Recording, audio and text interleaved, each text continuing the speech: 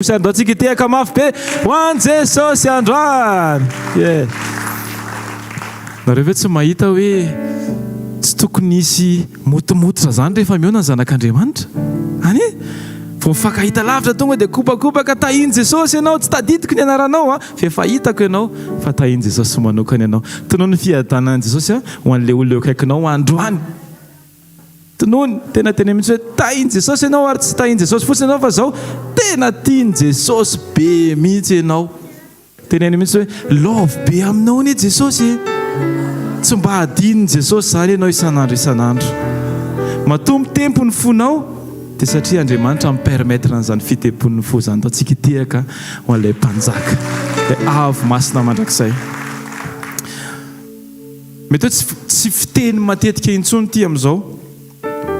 Fa teny gasy mihitsy ilay izy hoe vaovao mahafaly.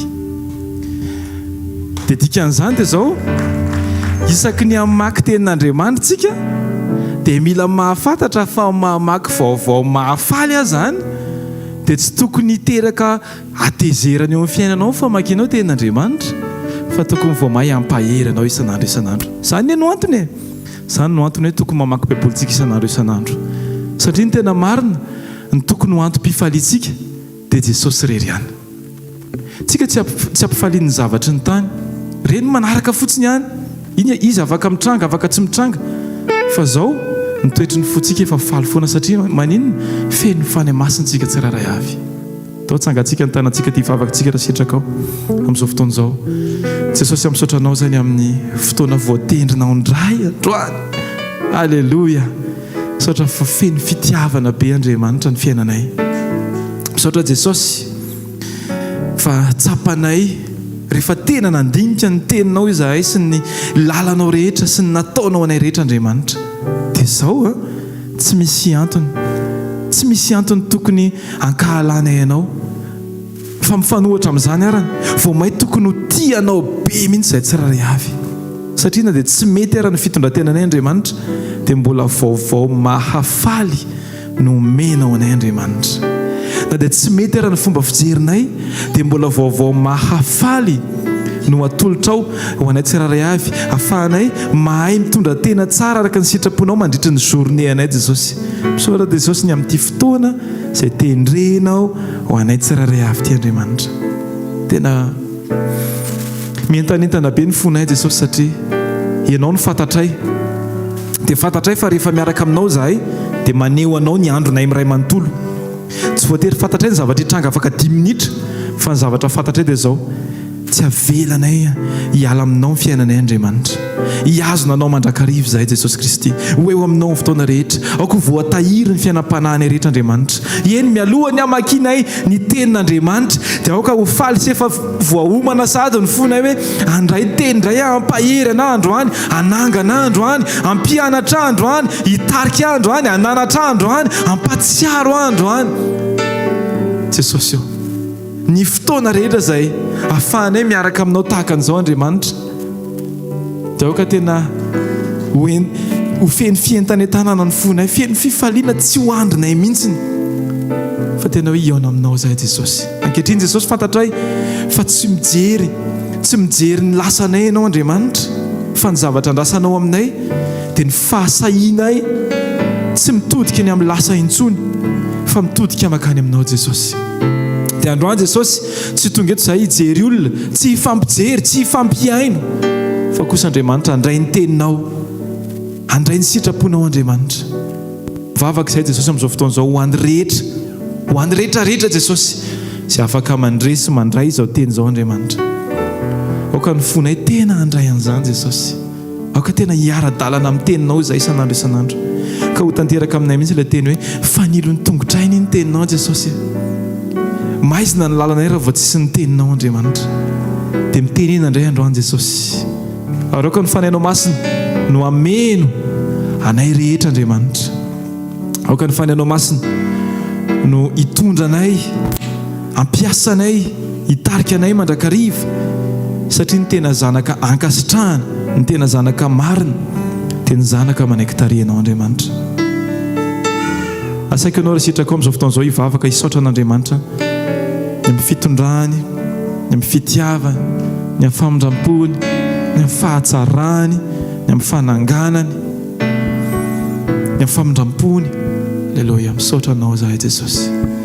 Misaotra ny amin'ny fotoana, misaotra ny amin'ny andro, misaotra ny amin'ny fampitana, misaotra ny amin'ny teny, misaotra ny amin'ny fampitaovana maro samihafa Jesosy, misaotra ny amin'ny mpiara-manompo, misaotra ny amin'izay rehetra afaka miaraka eto androany, misaotra ny amin'izay rehetra afaka manaraka any ambadika any, misaotra ny amin'ny fitiavana be dia be izay atosaka ao amin'ny fiainanay Andriamanitra. Fa na dia mbola tsy mendrika ry zahay, dia indro ianao maneho fitiavana, dia misaotra Jesosy. Aleluia ho anao mpanjaka. Saotra no atolotro anao, no retombon'andro menao, ifandraisako aminao. Dera ary laza ihany koa ho anao relay tsy toy. Ho anao relay tsy toy. Tsy haiko ny tsy lazany ao am-po. Tsy haiko ny tsy lazany ao am-po. Etaeta sy ireo faniriana zatsika tsagana raha sitraka ao. Natrizaika ialety teny hoe ho anilanao toko mandraky izahay. Toria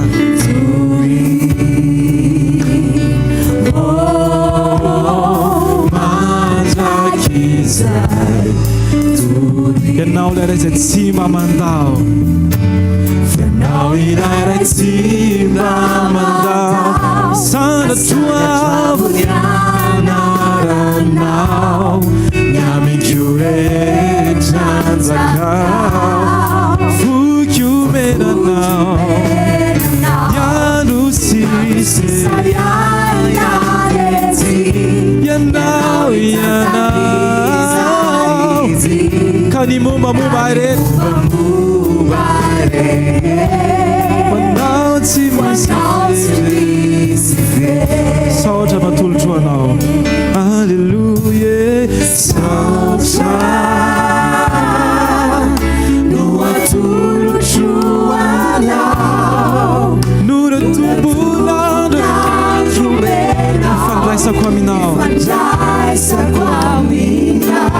Eny dera ho anao, ary laza ihany koa ho anao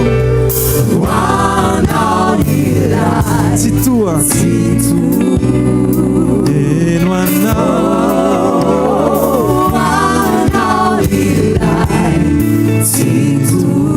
tsy haiko ny tsy lazany ao am-poko Jesosy.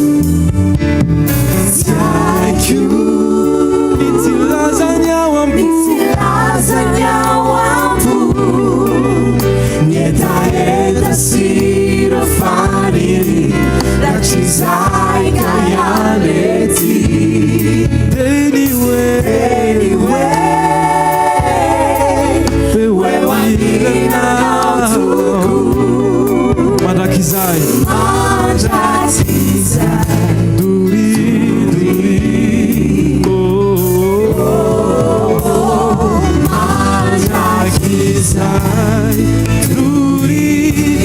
Ianao ilay tsy mba mandao,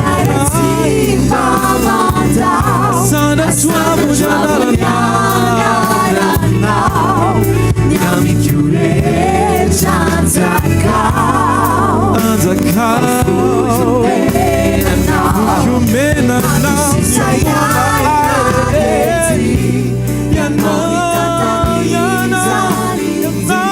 Jesosy.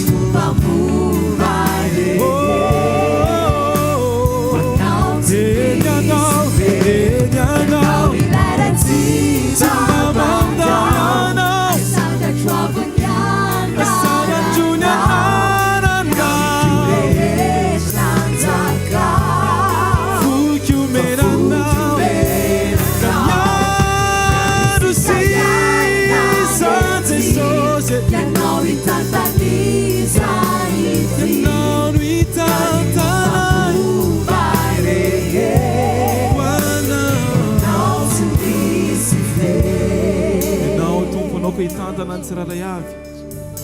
Ianao Andriamanitra, anao ka azo toerana amin'le mety indrindra eo amin'ny fiainana tsirairay avy Jesosy androany. Ianao ilay tsy mba mandao, tsy manary anao amin'ny fotoana rehetra dia eo ianao.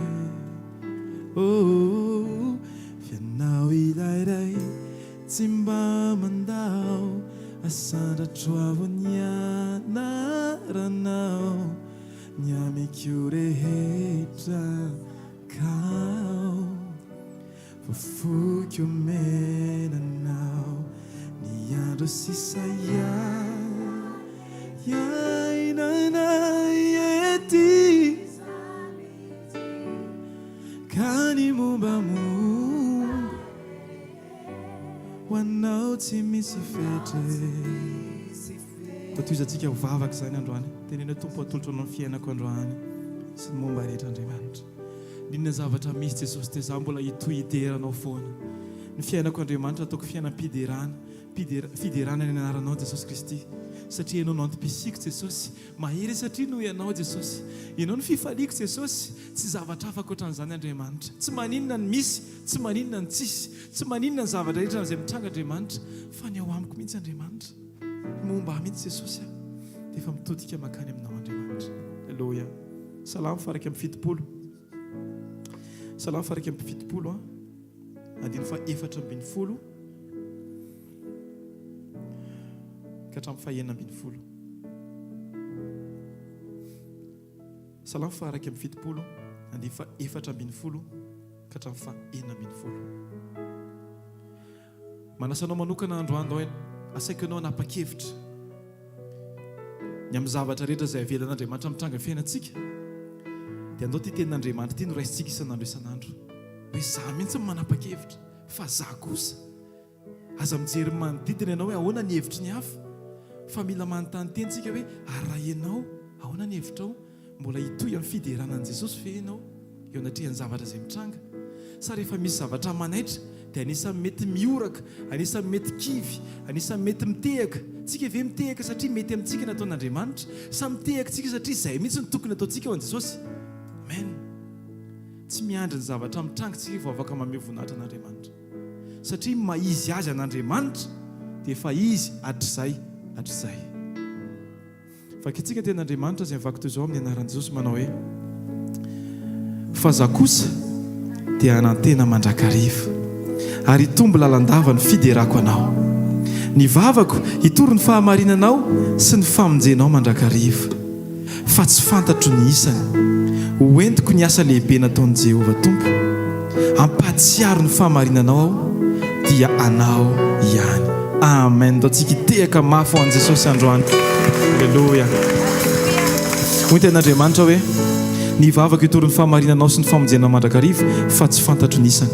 Raha midika teny hafa io dia hoe teneny hoe tsy misy limity ny fiderako anao Jesosy, tsy misy limity zany, tsy hoe limiten'ny zavatra tsisy dia tsy afaka mideranao, tsy hoe koa rehefa mahazo zavatra dia lasa mideranao azy, satria ny tena marina ny fiderana tena authentique andrasan'Andriamanitra amintsika sy ianao dia tsy vokatry ny zavatra voarainao, tsy vokatry ny zavatra tsy anananao, fa ny fonao sy ny fahitanao an'Andriamanitra mihitsiny.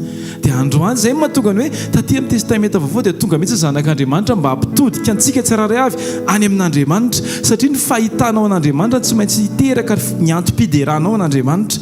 Ny fiderana dia izao ny fahitanao an'Andriamanitra. Dia te hanontany anao manokana androany, raha mety hoe vao androany ianao vao tonga eto dia te hanontany anao tsy maninona tahaka ny ahoana ny fahitanao an'Andriamanitra. Dia izay antom-pahitanao an'Andriamanitra izay no hitodio any amin'Andriamanitra, hisaory an'Andriamanitra sy hiderao anazy androany. Taontsika hivavaka amin'izao fotoana izao dia rao izy, inona ny zavatra hitanao nataon'Andriamanitra teo amin'ny fiainanao, na mbola tsy nandray an'i Jesosy aranao ohatra androany, azoko antoka fa efa teo izy nitahiry anao matotonga eto ianao, dia rao izy satria na ny tongotra afaka mandeha mbola Jesosy ihany. Taontsika hideran'Andriamanitra ao anatin'izany, asandrato ny vavaka Tompo misaotra anao any amin'ny fitiavanao sy ny fitarianao Andriamanitra, fa matohatoy izao Jesosy dia noho ianao,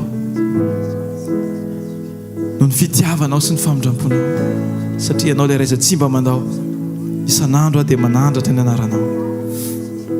Tsisy avelanay Jesosy anakana ny fiderana tsy hivoaka eo am-bavanay fa masina masina masina lay tsy miova omaly sy anio ry mandrakizay lay mpanjaka ambony indrindra lay mendrika ny fiderana ianao zany Jesosy. Alleluia, alleluia. Fantatro izay noko sy ny fitiavanay sy ny fitiavana miadana ny foko miadana ny foko misendany ayay misendany ayay ndao ferintsika zany fantatro izay inoko ferintsika rehetra mafy zany fantatro izay inoko sy ny fitiavany ay sy ny fitiavany ay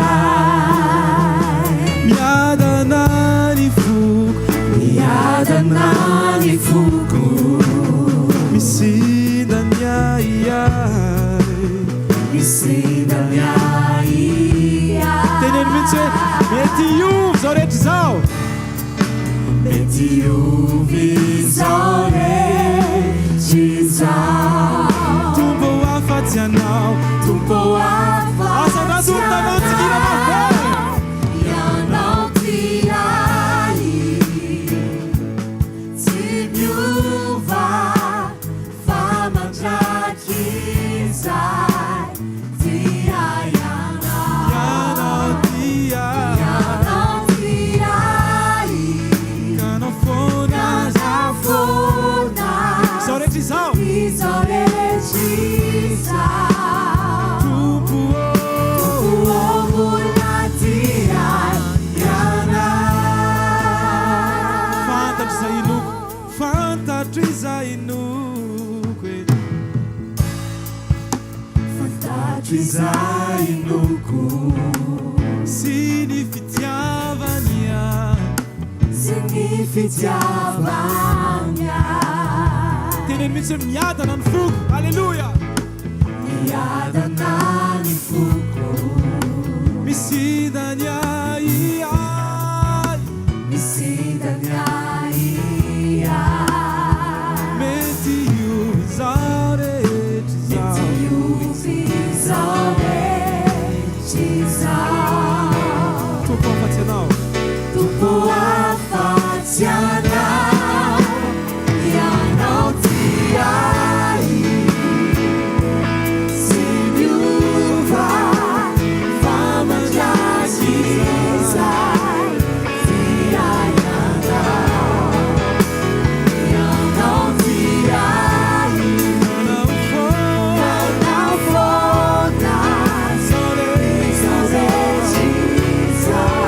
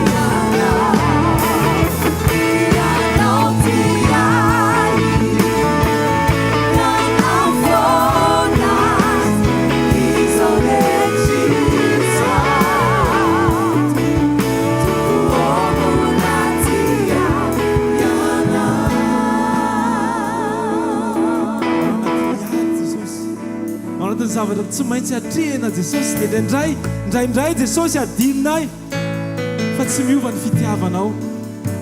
Zay mahatonga anao nilaza ny boky Jeremia hoe fitiavana mandrakizay no fitiavanao anay Andriamanitra, tsy fitiavana miovaova tahaka ny olombelona fa fitiavana mandrakizay Jesosy. Aoka ny fanay masinao Andriamanitra no ampatsiaro anay mandrakariva isan'andro dia atsiaro izahay fianao tsy mba mandao anay Jesosy, tsy manary anay ianao satria ianao tia tsy miova fa mandraky izay tia ianao tia kanao fona zao rehetra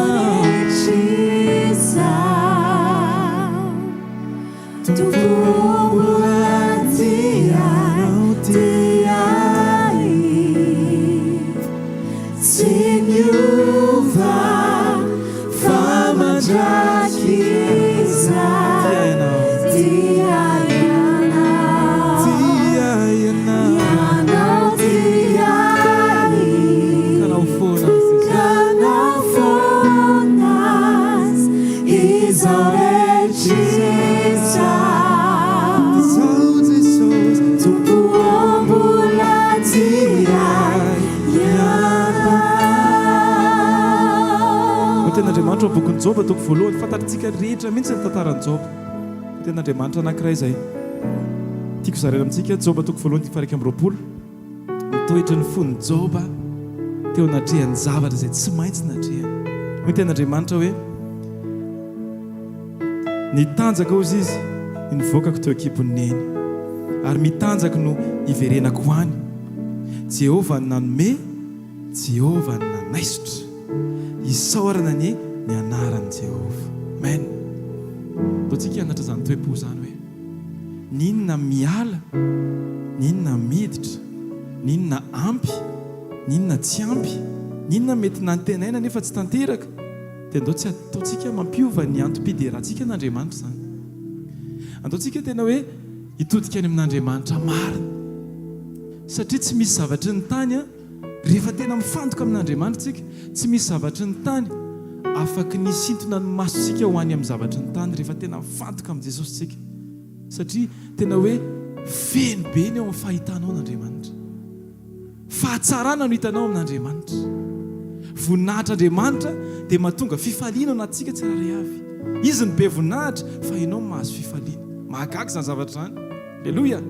Dia izao rehefa manana fotsika vonina tsara ho an'i Jesosy dia tsy mampaninona antsika izy zavatra mitranga manodidina rehetra, tsy mampiova ny fomba fijerinao ny fisian'ny tafiotra, fa vao mahay ary mahatonga ny fijerinao tafafantoka amin'ny Jesosy ny fisian'ny tafiotra, satria na ianao ary matsapa hoe wow, aikena mafy be ary ohatran'izany zavatra mitranga, mbola tiana foana kay Jesosy amin'ny fotoana rehetra, fa zakay niova tsy tiana azy indraindray, zakay nanadino fa zakay afaka mihira foana isan'andro miteny hoe ianao tia Jesosy sady tsy miova fa mandraky izay tia ianao ianao tia. Tonga dia velarintsika eo amin'ny mihitsy ny zavatra rehetra, kanao foana iala zany zavatra rehetra izao tompo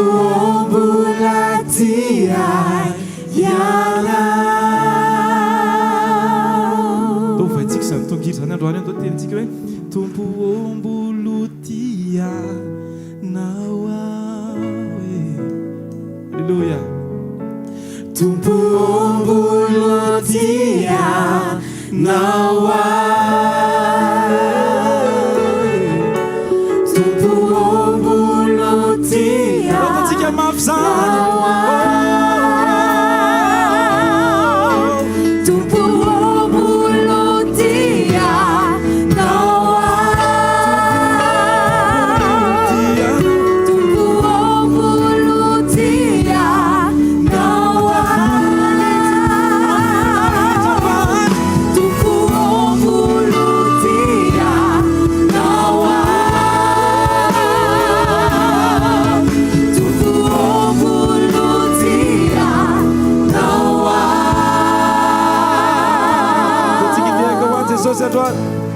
asaratra ny tananao Jesosy zay tsy iova Jesosy tsy iova izahay Jesosy asaratra ny tananay Jesosy ho anao mpanjaka ho anao ilay tsy miova omaly Seigneur mandrakizay satria tsy manana hafa izahay ary ny tena marina tsy mila hafa intsony izahay Jesosy ampy anay ianao Andriamanitra Alleluia Alleluia asandratro ny tanako ho anao Jesosy mpanjakako fianao ilay mpanjakany foko Alleluia asandratro ny tanako ho anao Jesosy asandratro ny tanako ho anao Jesosy mpanjakako fianao ilay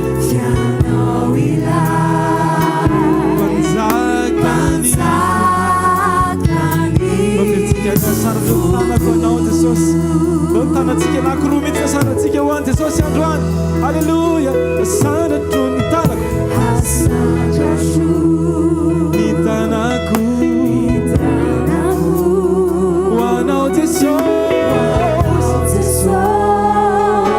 mpanjakako fianao ilay mpanjakany foko ianao Jesosy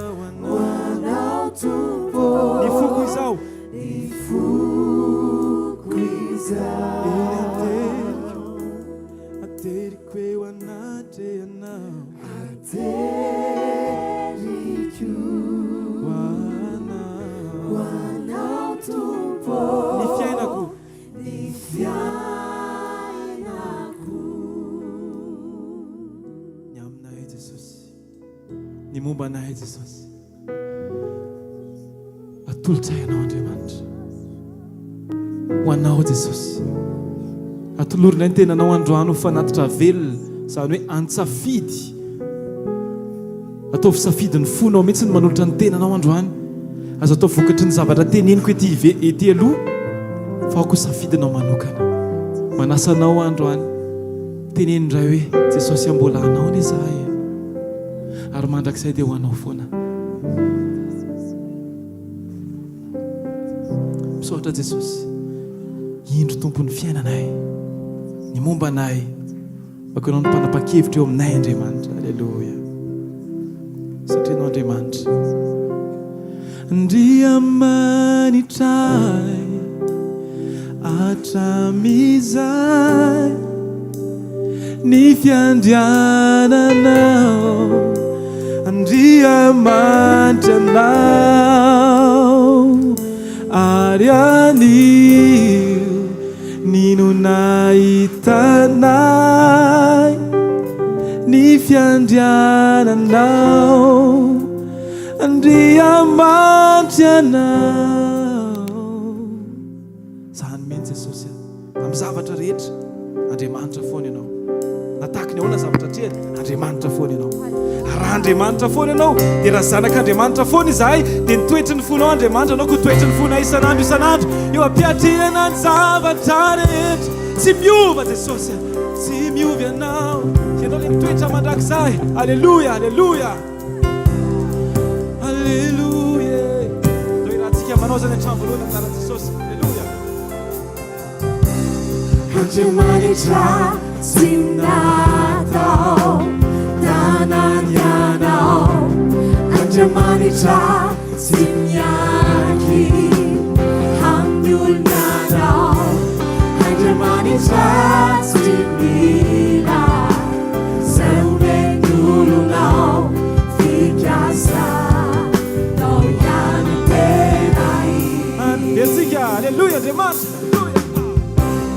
Andriamanitra tsy natao tanany ianao, Andriamanitra tsy mianky amin'ny olonanao, Andriamanitra tsy mila izay omen'olonao, fikasанao ihany tena iny.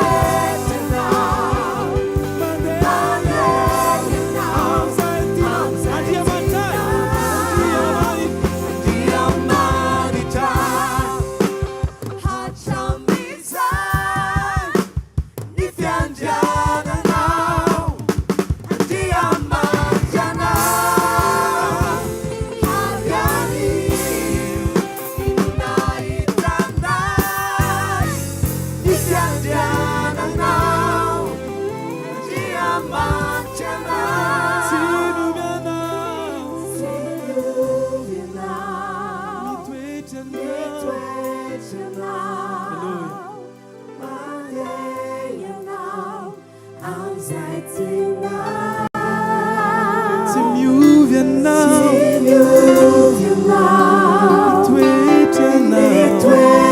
ianao mandeha ianao am'izay tianao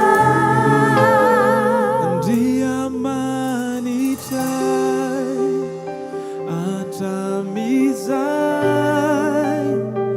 ny fiandriananao andriamanitra anao ary anio nilonahitanay ny fiandriananao andriamanitra anao dao irahantsika any zany andriamanitra asandraty ny anarany androany aofaofaintananao dia asaiky ianao amin'ny voninahitra ametraka anazy eo amin'ny toerana mendrika indrindra eo fiainantsika androany ary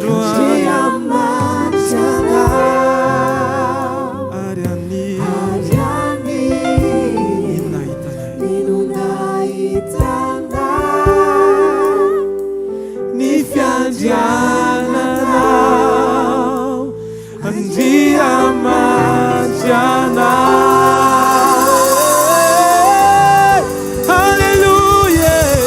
tsika ika mapy alleluia isareo telo alleluia alleluia ataontsika tiaka mafy an jesosy alleluia tonga dia raisitsika avy hatrany a fijona vavolombelona mahazo toerana tompoko azafady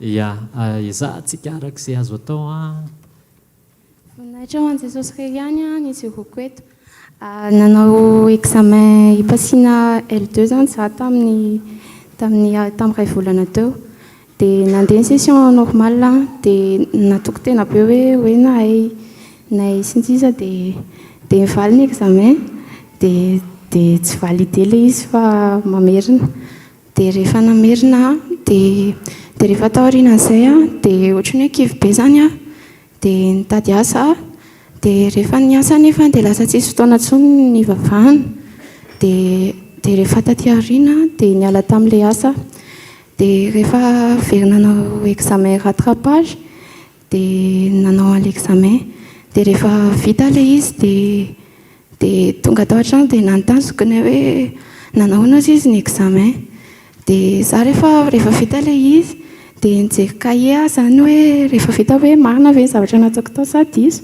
dia diso ilay zavatra nisoratako dia ozy izy zokiny mantsy ana hoe vavaka tsara foana ozy izy fa jesosy ozy izy mahay manova zavatra dia rehefa hoe hivaly ny examen dia nivavaka hoe jesosy ninona zavatra miditrango eo dia ataovy manana toe-po mahay misaotra foana na afaka na tsy afaka dia mety foana fa misaotranao foana amin'ny zavatra rehetra dia nivaly ilay examen dia valide ilay izy alleluia saotra to nao tsika tiaka mafo an jesosy alleluia mandroso tompoko ia ao arinan'io imahagaga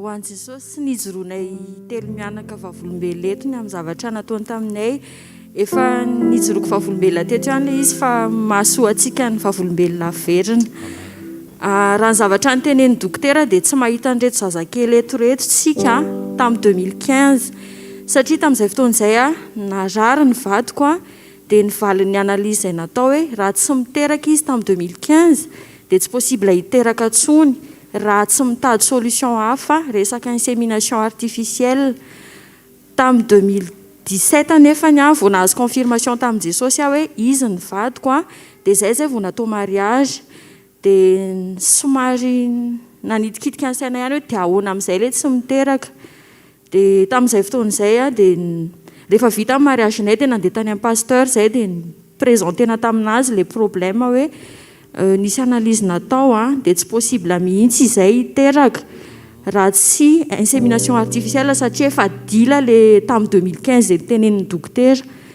voninahitra ho an jesosy nefany tamin'ny 2018 tonga soa ty zaza anankiray ty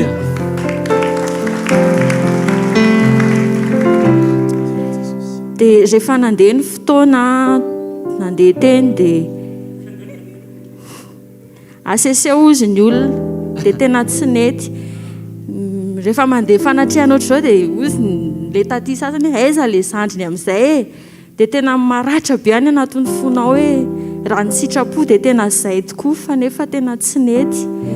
Dia tamin'ny 2021 dia ozy pasteur taminao hoe firy moa zao ozy ny zanaky taty felana, dia hoe mbola vao anankiray fa tsy mety mipetraka mihitsiny.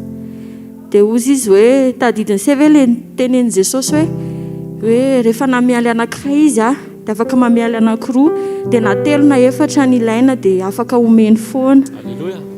Dia voninahitra ho an'i Jesosy fa petraka indray ty anankiray ty. Rehefa nipetraka izy nefa dia tena nandalo hoe preuve tena be dia be zay satria voan'ny Covid dia tamin'izay fotoan'izay vao tapitra ny appel ny tany amin'ny ministère ny santé hoe positif ozy izy ny résultat anao, dia tonga dia tena traumatisé tanteraka. Dia tonga dia niantso amin'ny pasteur hoe za pasteur mipetraka amin'izay le zaza dia nefa voan'ny Covid, dia tsy nasiany pasteur sira mihitsy le resaka Covid fa le vavolombelona hoe nipetraka le zaza nataony. Dia ozy izy hoe tsy maninona ozy izy, dia voninahitra ho an'i Jesosy fa ty izy tonga somatsara eto. Alleluia, andao tsikitehaka mafy ho an'i Jesosy. Alleluia. Mifampitohy amin'izay ihany mandroso bebe any mahagaga miaraka amin'ny mahagaga. Alleluia. Andao tsikitehaka mafy ho an'i Jesosy.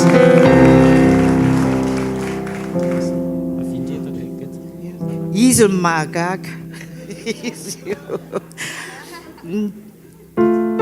ny anteny tiako tenenina fotsiny dia zao hoe ho atsika zay tonga eto amin'ny fanatrehana eto manana finoana fa tamin'ny finoana tokoa nazahoana ian'ity zazy ity.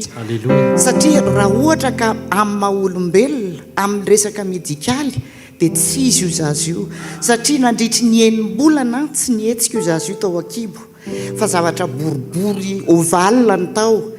Dia zay zany nanao hoe bevoka izy, dokotera manao hoe eny bevokane izy fa tsisy maso io, tsisy tanana io, tsisy orona io, tsisy zaza sampony io, satria ny reniny zany tao anatin'ny aretina be mihitsy dia tao anatina traitement be mahery be. Dia alao io izy ny dokotera. Dia zay zany tsy nanaiky fa nanontany hevitry ny mpanompon'Andriamanitra. Dia ozy izy ny mpanompon'Andriamanitra taminay hoe matoa io napetraka Jesosy tao dia olombelona io zany. Dia ny zavatra ataontsika ozy izy dia mivavaka. Dia zay ny teneniko hoe mivavah mandoalia mangatahany Jesosy fa omeny io, omeny olombelona izao izy zao pro 5 taona izy zao 5 taona. Tamin'ny 2013 raha ny fisainana raha ny taonany dia hoe mbola kely izy 7 taona fa izy dia ohatrany hoe zaza efa 15 taona ny fomba fisainany na hoe misy zavatra misy discussion ao an-trano dia ny azy hafa mihitsy ny azy ny zavatra teneniny hoe tsisy an'izany fa zao io hoe ozy Jesosy hoe angatao dia mahazo tsikako. Dia nangata tamin'ny heritaona izy mifindra trano foana zany dia sendra tany amin'ny pasteur. Dia ozy izy pasteur hoe zay raha impito mifindra trano vao nasy trano anay. Dia ozy izy tamin'ny heritaona hoe mama efa impito tsika izao nifindra trano mahazo trano amin'izay tsika zao meny Jesosy. Kanjo maty le bebe any tamin'ny dadany zany dia natolotry olona io andry zareo le trano. Dia ozy tsy efa niteny tamin'ny mama fa nahazo trano tsika. Be dia be zany ny zavatra hoe fahagagana ataon'i Jesosy fa zao mino fotsiny inoy dia mivavah hoe efa zay Jesosy ny ataonao anay efa napetraka taminao le izy dia anjaranao manatanteraka fa zay miandry fotsiny. Alleluia. Andao tsikitehaka mafy be ho an'i Jesosy. Alleluia. Taon'i Jesosy ilili. Ndao aloha mbola hitehaka ihany tsika ho an'i Jesosy. Voninahitra ho an'Andriamanitra hijoroako vavolombelona zao. Nisy fotoana za nanao vakansy tany Dazibe zay tamin'ny mois de février. Dia olona nipetrako mizaka hoe anao izy mba mietseo izy fa tsisy avenir izy ny Madagasikara aketo fa mianara izy nanao izy dia mandeha mivoaka izy. Dia tamin'ny alina iny za mieritreritra hoe ino moa haiko n'izany zavatra ataoko osiko avaka. dia mieritreritra za aiza mokony zany mipetraka satria izay tamin'izany mieritreritra hoe hipetraka Tamatave sao hipetraka ny Tanarivo dia mandinika za za ry hipetrako ity na hipetraka ny Tamatave za efa haiko raha ataoko na hipetraka ny Tanarivo efa haiko mihitsy raha ataoko dia misy fotoana za mandinika karan'io dia tsy haiko azo mifanahy zany za miaina tamin'ny dimension hafa dia nahita olona maro be zay manisy lamba fotsy dia karaha hoe samy mandiny aby zareo jiaby dia mandiny samy miandro sotorony aby dia mahita trône hoe trône Jesosy zany tsaran'olona jiaby zany dia niteny taminay izy hoe karaha hoe za mila anao zany dia osiko aminazy hoe Jesosy eo ino ny zavatra mbafoka nampiako anao amin'ny fiainanao zaho olona tsisy raha amin'ny fiainana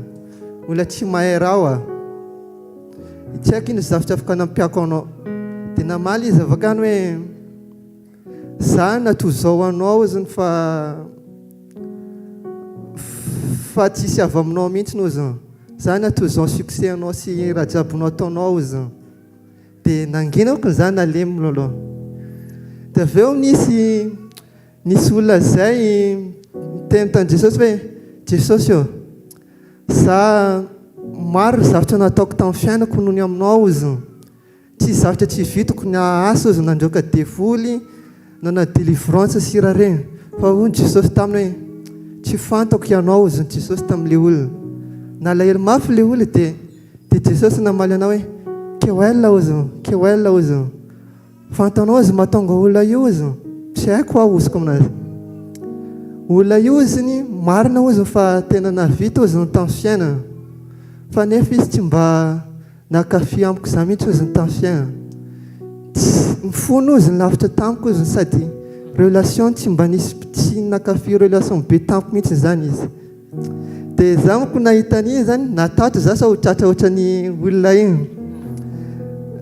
dia tamin'izany moko mamako miteny hoe kewell anao tsisy raha atao izy nandana izy mandeha ambany volo akany mba namany ery paster Juniasy akany mba manana filazantsara akany dia izany réflexe ananiko voalongany Jesosy eo raha zany hoe tianao sitraponao avy lao za andeha mibodibonary any raha naniasanao donc zao dia zao mi moa ataoko zany izy koa tianao dia Jesosy namaly hoe non zany fa tsy zany o zany tena ilaiko anao zany fa mifonao zany tena ilaiko anao zany fa tsy asa service anao zany zay nao tsika tiaka mafoan Jesosy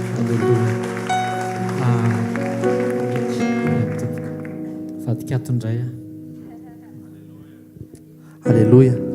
Voninahitra ho an'i Jesosy irery ihany ny joroko fahavolomely eto dia mialatsiny fa ny anahy tambatra ohatran'ilay taty tamin'ny sabotsy iny zay avy vao hijoro fahavolomely eto ary zay ary vao ay ve ohatr'izao ny eto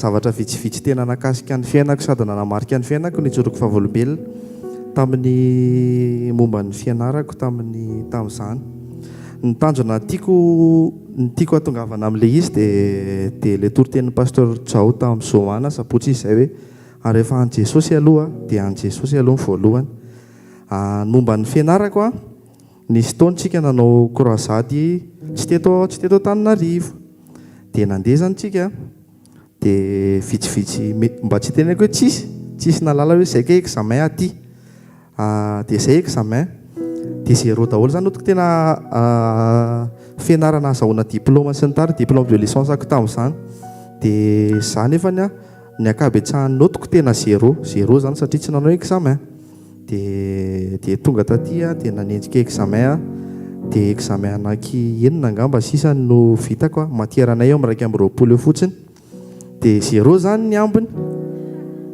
dia tsy maintsy deuxième session zany dia nandeha ny examen dia tsika koa amin'ilay tonga dia mahay be mody atao an'izany fa tena tsisy zavatra tena hoe ahoany ty fa tadidy foana fotsiny hoe Jesosy tsy nandehandeha fotsiny tamin'ilay tary fa tena asanao nataoko tany dia matoky anao dia nivoaka ny examen tsy izaho rery nanao deuxième session fa be dia be zay dia nivoaka ny examen saika voaloha voninahitra ho an'i Jesosy fa faharoa tena izay no tiako sarianantsika surtout tsika tanora mety hoe mbola mianatra sotra izany fa Jesosy ataovy priorité fa anazy ny ambiny io tsy izy dikany aminazy io mety hoe misy taona ianao tsy nahay sotra izany fa vitany tena vitany dia ahasoma tsara ny diplôma tena hoe ara-dalàna afaka miasa mianatra ara-dalàna sisa ho anazy irery eo voninahitra fa afaka manambady ara-dalàna afaka mamelona zanak'olona tsara faharoa manarakaraka an'izay resaka toe-posy ohatra izany le izy misy tenin'Andriamanitra izay hoe mifankazara amin'ny tsy toa dia ahoana ozy teniny izay mihitsy oziny mifankazara amin'ny tsy toa dia hiadana fa rehefa tsy mifankazatra amin'ny tsy toa tsika dia tena tsy miadana satria izany izy taona nanana moto dia ohatrany hoe azo lazaina tamin'izany hoe valeur lafolafo izany le izy tamin'izany dia tsika moa izany ampianarina tsotra atao tanàna dia misy mindrana le izy dia mena tena hoe mena tsy maninona mihitsy dia mena ny zareo nefa n'izay vao azo angamba le moto inefatra teo angamba izay nitaingana n'izay moto zay moto anisany mba tsy dia tena mahasosotra le izy tamin'izany dia nampindramina olona dia accident voan'ny accident le olona dia le olona nindrana moa zany namanamana tsy tena hoe namana fa namanamana dia tamin'izany tsika na ampianarina hoe ihany satria ny olona zany kay tena enjana be ihany tsy eritreretina tsoa zany izay perte sotra izany fa tena hoe 12 millions tany le izy dia namity teo amin'ny 3 millions teo satria tsisy ninina azo raisina tsony le moto anarana fotsiny zany sisa no raisina tamin'le izy hoe moto io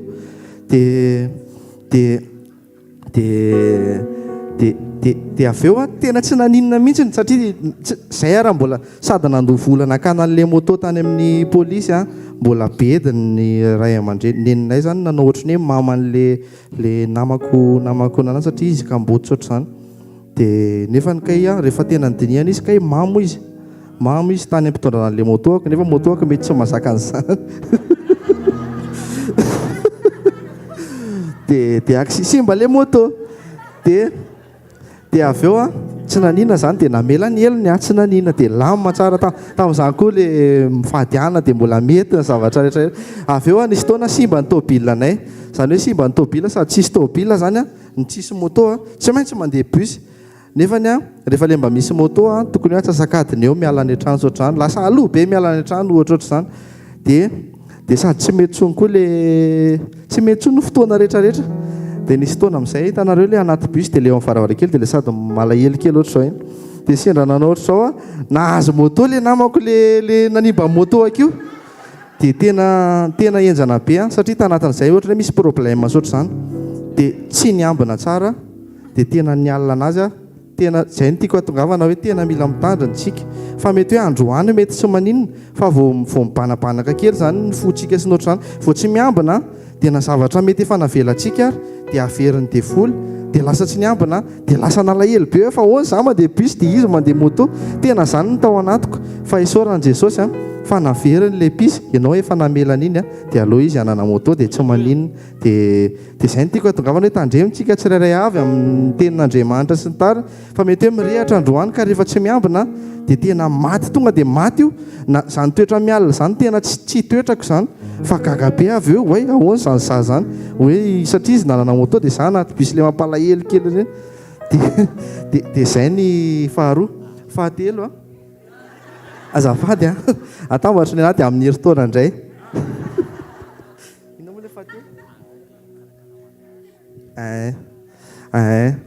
fahatelo tena zavatra tiako taditsika hoe Jesosy rehefa miteny araka le tenen'ny bebe any mahagaga teo Jesosy rehefa miteny hoe ataoko io dia tena vitako io mety hoe ataoko hoe tsy problème angamba ny anaran'ny zavatra tsy haintsika fa hoe épreuve iakarana tsika tsisy problème fa misy épreuve sa hoana épreuve le izy misy taona tsika maha-olombelona ohatra hoe misy kajy be mipetrapetraka hoe ty dia ty makary dia anina dia amin'ny voalohany ohatra ny tady hety zany le izy dia tena nety le izy tamin'ny voalohany mombana projet mariage le izy dia mety le izy dia mety tamin'ny fotoana anankiray amin'izay tena tsy nety le kajin'olombelona satria ohatrany hoe raha tsy nisy an'izay zavatra zay a tsy nisy gloiren'Andriamanitra tao anatin'le zavatra ho antsika tanora ho antsika tanora eroso amin'ny mariage zany dia tena rehefa Jesosy miteny hoe ataovy le izy dia tena vitany io na ahoana tsy miankina amin'ny vola antsika tsy miankina amin'ny budget antsika fa nisy fotoana zay a anniversaire amin'ny pasteur Jao tokony anatitra vola farany ho amin'ny mama zay amin'io a tena tonga dia manambola be tonga dia le tena ambigony be sotra izany ireny dia tena ny alina izay tena mivavaka hoe Jesosy raha pitso alarbi tamin'ny anniversaire amin'ny pasteur Jao teo raha pitso zay a mila manatitra vola amin'ny mama nefa zay ty manambola be tena hoe le izy zany tokony hoe zay tena hoe raha tsy bebe zavatra be zany teo alohan'izay a mety nety ihany satria nikarakarainay ny tobila namboarinay ninona vidinay daholo natao dia nefany a kay misy zavatra tian'Andriamanitra hatongavana mihitsy anatin'le izy hoe isy voninahitra isy eo fa zay efa nisy fotoana tena zéro ny finoana tao alohan'izay zavatra zay tena hoe zéro satria tsisy ninina zay tsy troso zany tsy ihana fa Jesosy mahatoky anao zay dia larbi maraina 3 millions d'ariary ny vola tokony nalohanay tamin'izay larbi maraina mbola tsisy larbi atoandrotoandro mbola tsy tena nisy mbola tsisy fa nisy ny antso amin'izay zay larbi atoandro hoe zao a ahoana milamana dia amenna foana ny avary zany dia ozy izy misy 2 millions d'ariary kely tena alleloia nomeny fotsiny 2 millions d'ariary ty alaivo izy fa mba ho fanampianay anareo tena voninahitra ho an'Andriamanitra irery any teo zay nanomboka faly be amin'izay aloha satria efa mba misy efa 1 ariary zany sisa fa mbola tsisy koa io 1 ariary fa mody atao hoe sisa fotsiny fa tena hoe nanomboka arak'izany zany dia tena hoe Jesosy iofa kely sisa dia aveo zay ny vadiko moa tamin'izany somary salama dia nefa zay nisy namana ny invité ny harivan'iny hoe ndao mba hiary sakafo zao zany dia zay zany ohatrany samy kamokamo ndao rangatsy ho any fa ninany zao dia ohatrany hoe ndao andray ary dia tena nakany zay lalana amin'io sady ratsy ny inona fa ohatran'le hoe tena mety mandalo lalan-dratsy sy notratra zany fa tonga tany zay dia ny sakafo zay dia manao partage sotra zany dia zay ozy izy ame 1 million d'ariary 1 million 5 ariary anareo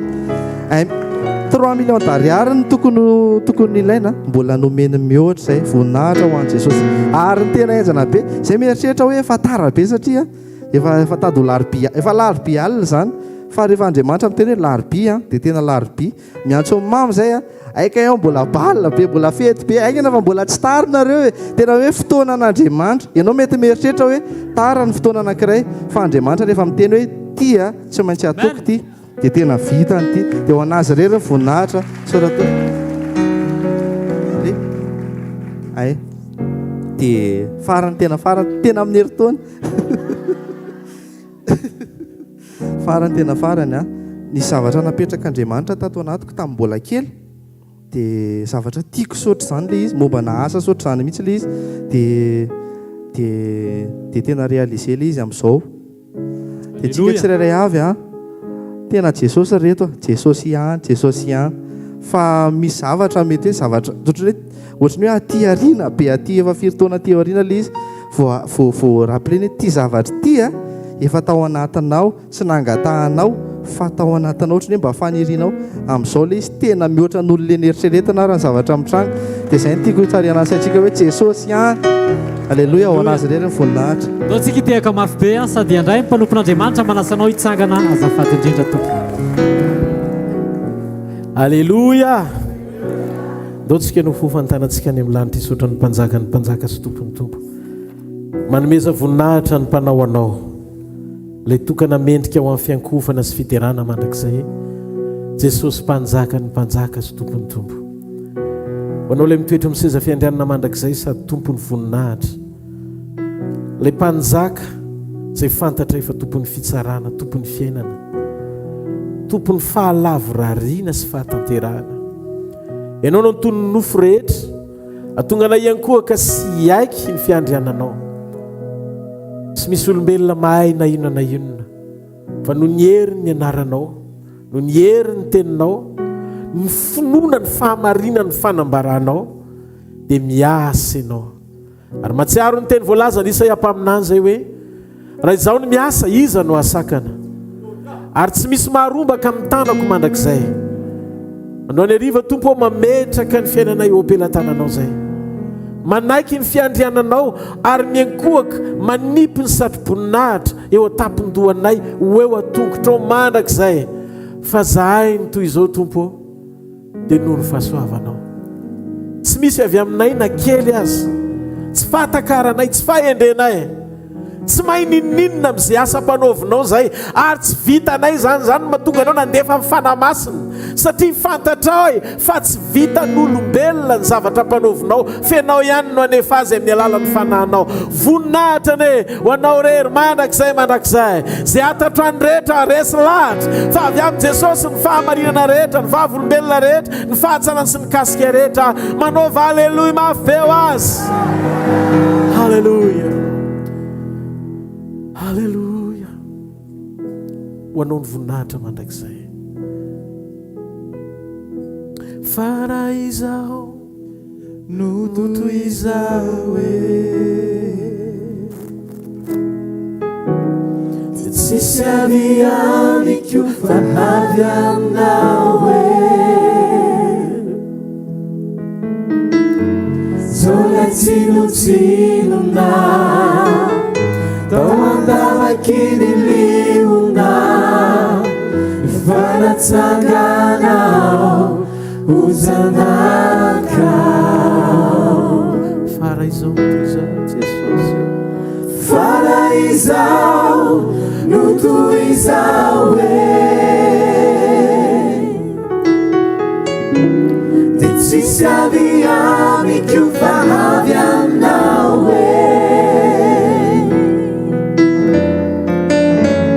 zao lay tsinotsinona kini liuna fanatsanganao uzanakao. Misaotra Jesosy androany ariva, misaotra ny amin'ny teny izay hozarainy eto. Sakafo mifonay mba hiombona aminao, efa nasehonao ny teny ilainao aminay, tsy izay mazoto amin'ny fiazakazahana fotsiny, fa indrindrindrindra ny tsara toerana sy fihavanana ary fiombonana aminao melohan'ny hazakazahana. Misaotra tompo fa tolotrainao ny fonay amin'ny anaran'i Jesosy. Amen. Tiafa mafeo an'Andriamanitra, mahazo ho toerana tompo. Haleluia. Zara amintsika andro any ariva ny teny fiainana izay inoko fa anokatra ny ao anatintsika lalina mo amin'ny dingan'ny voninahitra tsara hatrany amin'ny fiarahantsika amin'Andriamanitra. Jereo tsara fa ny vavolombelona rentsika matetika rehefa misy hoe fisehoana ataon'Andriamanitra amina olona anankiray dia zao foana ny tenenin' Jesosy ampitondray ny hafatra ilay olona, lazao fa ho avy tsy ho ela. Fiaviana tsy lavitra be andrasana hoe amataona ny arak'izay heverantsika azy amin'ny fahitana maha-olombelona, fa ozy izy hoe ho avy tsy ho ela.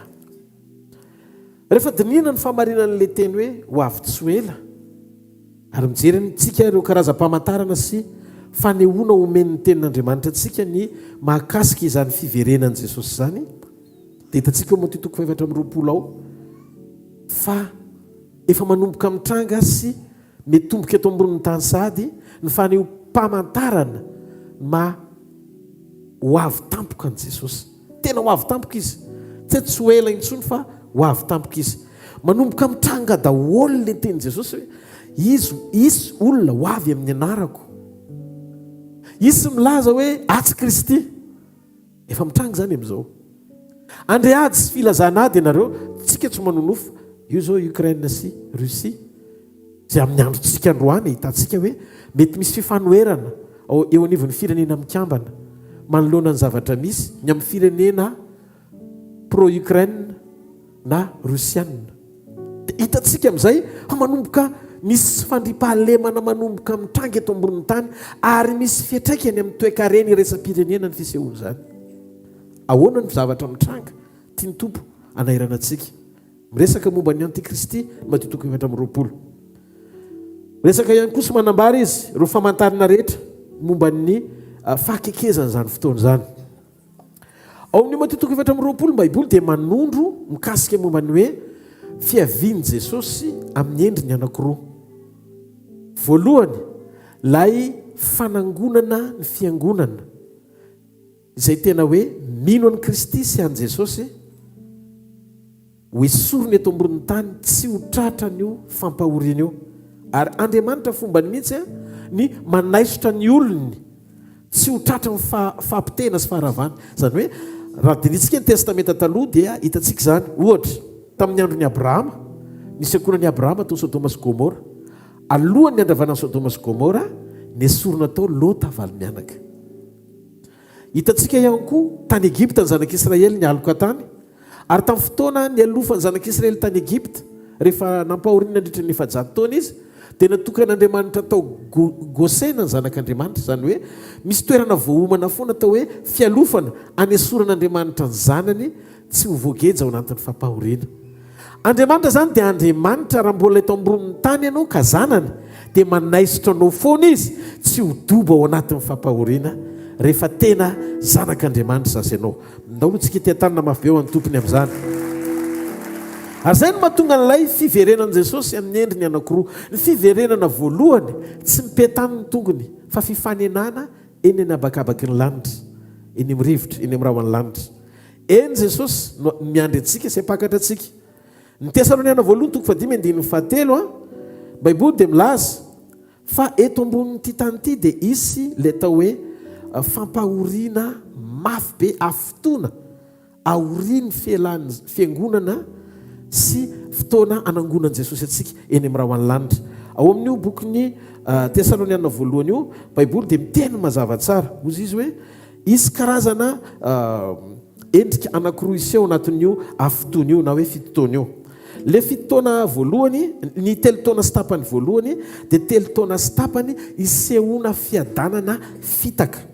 Ohatra nisy karazana fiadanana fitaka après enlèvement, vao manomboka miala eto isika fiangonana, miala eto ny fanamasina, miala eto ny tenin'Andriamanitra, dia manomboka isy filaminana sandoka iseho.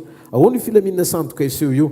Satria ny tanjon'izao tontolo izao dia ny ametraka gouvernement na iombonana, zay le nouvel ordre mondial. Zany hoe isy vokatry le korotana satria maro le manjavona, betsaka ny fananana mijanona. Zany hoe hoanina mpanan-karena hoe mpino mpanan-karena na mpino manan-katao dia tsy maintsy hiditra tsehatra amin'izay ny fanjakana ao anatin'le korotana ampisy fandaminana fitaka eto ambonin'ny tany. Ary zay fanomanana zay nefa homaniny zao tontolo zao amin'izao. Mba fantatrareo na io resaka hoe fampiombona mponoana io aza be dia be ny zavatra diso mipetraka ao anatin'io. Sahala amin'ny hoe ho avy ny fotoana zany ho ampiraisiny zareo na hindoisma na islamisma na judaisma na ny kristianisma zany amin'izany na zay mbola taventy ny religion zany fa tsy le tena kristianina hoe manana an' Jesosy satria manana an' Jesosy efa tsy etsony. Eo ihany koa inona ny karazana sampy fantatra ao ka inon'ny olona misy hery ao anatiny, hery maizina, fa tedaviny zareo isy filaminana sy fampiraisana ao anatin'le izy mba tsy sy niadotsony eto ambonin'ny tany. Ny tanjona dia ny hoe mba iraisan'ny olona saina sy sy ny marimaritra iraisana. Zany zavatra rehetrarehetra zany dia taditio hiteraka fiadanana sandoka eto an-tany. Dia ozy ny Tesaloniana voalohany 5:7 hoe raha misy olona manao hoe miadana sy mandry fa izay dia anjo azy tampoka ny fandringanana toy ny faharariany vehivavy raha miteraka ka tsy ho afa-mandositra mihitsy izy. Ny zavatra mitranga zany dia zao, rehefa tonga eto ny antikrista sy hanapaka-eto io lehilahin'oto io zay fofon'ny Jesosy amin'ny fofonainy vavany ary ho levoniny amin'ny fotoana iverenany ao anaty fitsarana, dia anomboka horetsika sy fantatsika raha sanatry ka mbola tafajanony eto an-tany ianao fa tsy iriny zany ka efa lasa daholo ny fiangonana nefa ianao mba nino ihany fa tsy niambina. Zavatra anankiray tsy maintsy miandry dia zao anomboka iseho amin'izay ilay mariky ny bibidia. Tsy azo hividy ianao na hivarotra raha tsy mandray an'io, kanefa ny tambony io dia ny fiainanao mandrakizay tsy an'Andriamanitra intsony. Midika zany fa anomboka hitranga eto ambonin'ny tany amin'izay ny fahoriana sy fahantrana ho an'izay mpino mbola tafajanona ka tsy niambina tamin'izany nefa hieritreritra ny andova fiainana mandrakizay miaraka amin'i Jesosy ihany. Taitra ianao satria aity tokoa le voalaza tamin'izany fa nitranga le izy fa zany tsy niambina. Hitanao mihitsy hoe misy olona manodidina anao manjavona lasa. Olona kaiky ny fonao tsy eo tsony fa tonga dia nandeha. Enao rery sisa no mijanona eo dikan'izay le fahatairana vokatry le profita maso ao anatin'le vavolombelona nataon'Andriamanitra hoe io tokoa fa tanteraka le nanianinao hatramin'izay tsy tena nahoanao loatra hatramin'izay tsy nasianao fiambenana hatramin'izay tena niseho tokoa le izy. Eo voataitra ianao hoe inona ny tokony ataoko, ahoana ny tokony iorenako. Conseil vitsivitsy fotsiny no meko a. Ny mpangalatra tsy avy raha tsy andrava sy andringana. Fa Jesosy tonga mananantsika fiainana ary fiainana mitobaka. Ny telo taona sy tapany faharoa dia telo taona sy tapany tena iainany tsitsika fa iainan'izay olona mbola tavela eto ny atao hoe fahoriana faratapony. Isy horohorontany tsisy ohatr'izany. Ikorotana amin'izay le tany satria tsy lamina le fampiraisana santoka fa samy aka ny heviny daholo amin'izay ny rehetra, samy aka ny coin daholo ny rehetra, samy aka ny clan daholo ny rehetra. Dia nomboka izy zay vao tena irefotra amin'izay le fampitena sy faharavana eo amin'ny samy olona sy ny sy ty tany ity izay anohatra ny olona zay tsy manaiky an'Andriamanitra. Taddio fa ny voary dia nataon'Andriamanitra voatsodrano akato zay olona manaiky an'Andriamanitra. Tsy eto tsony ny fanamasina, tsy eto tsony ny fiangonana. Anomboka isy horohorontany, isy tafiotra, isy tornady eran'ny tanàna, tsy haitro zany fa tena hoe afo tonga amin'izay le batisan'ny afo lazain'ny apôstôly Petera zay tsy maintsy holalovan'ny tany satria tamin'ny andro Noa nandalo ny batisan'ny rano ny tany. Ary ny andravanan'ity tany ity amin'ny fiafarany dia amin'ny alalan'ny afo avy any an-danitra. Ny zavatra tiako anairana antsika dia ity. Ho avy izay fiverenan izay, ny fiverenan Jesosy fanoroany amin'izay, izay ijoro izy amin'ny Mahandriamanitra ny fitsarana azy. Amin'io fotoana io rehefa tonga izy hiverina itsara, dia izao na maty rehetra dia hivoaka amin'ny fasana. Ary rehefa hivoaka amin'ny fasana amin'ny maty rehetra, dia na izay nandefina azy dia hita azy amin'ny fotoana hiverenany. Ary amin'io fotoana io no izaran'Andriamanitra amin'izay anankiroa ny ondry sy ny osy. Arak'izay voasoratra ao anatin'ny bokin'ny Matthieu ihany dia eo amin'ny ankavia sy eo amin'ny ankavanany ary ho ao aminy mandrakizay izay nino azy fa ho very mandrakizay izay nanao antsirambina ny finoany. Tena mafy ny anjony pino tsy miorona amin'ny fotoana eo. Raha sendra tsy tafakatra ianao nefa pino dia tena fotoana tena ilaitsika sy andrandraitsika zany atao hoe fotoam-pampakarana zany. Tsika pino zany amin'izao miandry an'io fotoana io. Io fotoana io fotoana andrasantsika. Tsika tsy miandro ny fotoam-pitsarana fa tsika miandro ny fotoam-pampakarana. Ary ao anatin'io fotoam-pampakarana io ny amelomantsika ny finoantsika an' Jesosy satria matoa Jesosy maty dia taddio ho avy izy taorian'ny fitsanganana izy Jesosy tamin'ny communion. Tio zay mihinana nofo sy misotro ny rako izy ny manana fiainana mandrakizay ary za nangana azy amin'ny andro farany. Dia hoy izy rehefa avy eo raha isak'izay mihinana nofo nareo sy misotro amin'ny kapoaka dia manambara nahafatesako mandra-piaviko. Zany hoe raha tsy maty izy dia tsy ho avy izy. Ny fanantenana amin'ny fiaviany dia misy ifandraisany tamin'ny nahafatesany. Satria ny nahafatesany isolon-toerana antsika tamin'ny heloka Adama mba hahafahantsika misitraka ny fananganana ao aminy rehefa manaiky sika ho atsangany ho tonga zanany.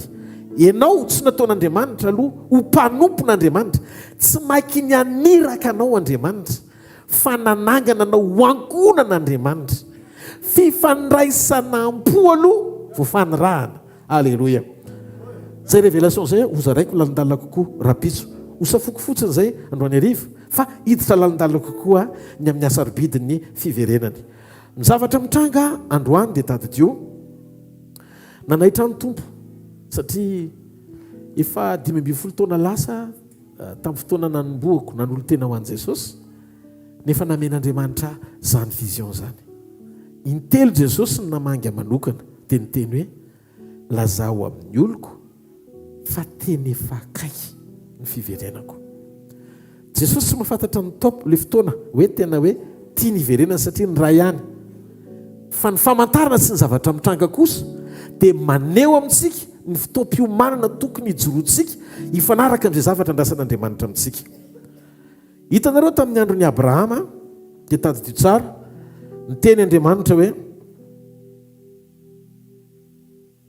ozy izy Abrahama hoe sanatria aminao ozy izy raha handringana ny marina miaraka meloka dia marina tokoa.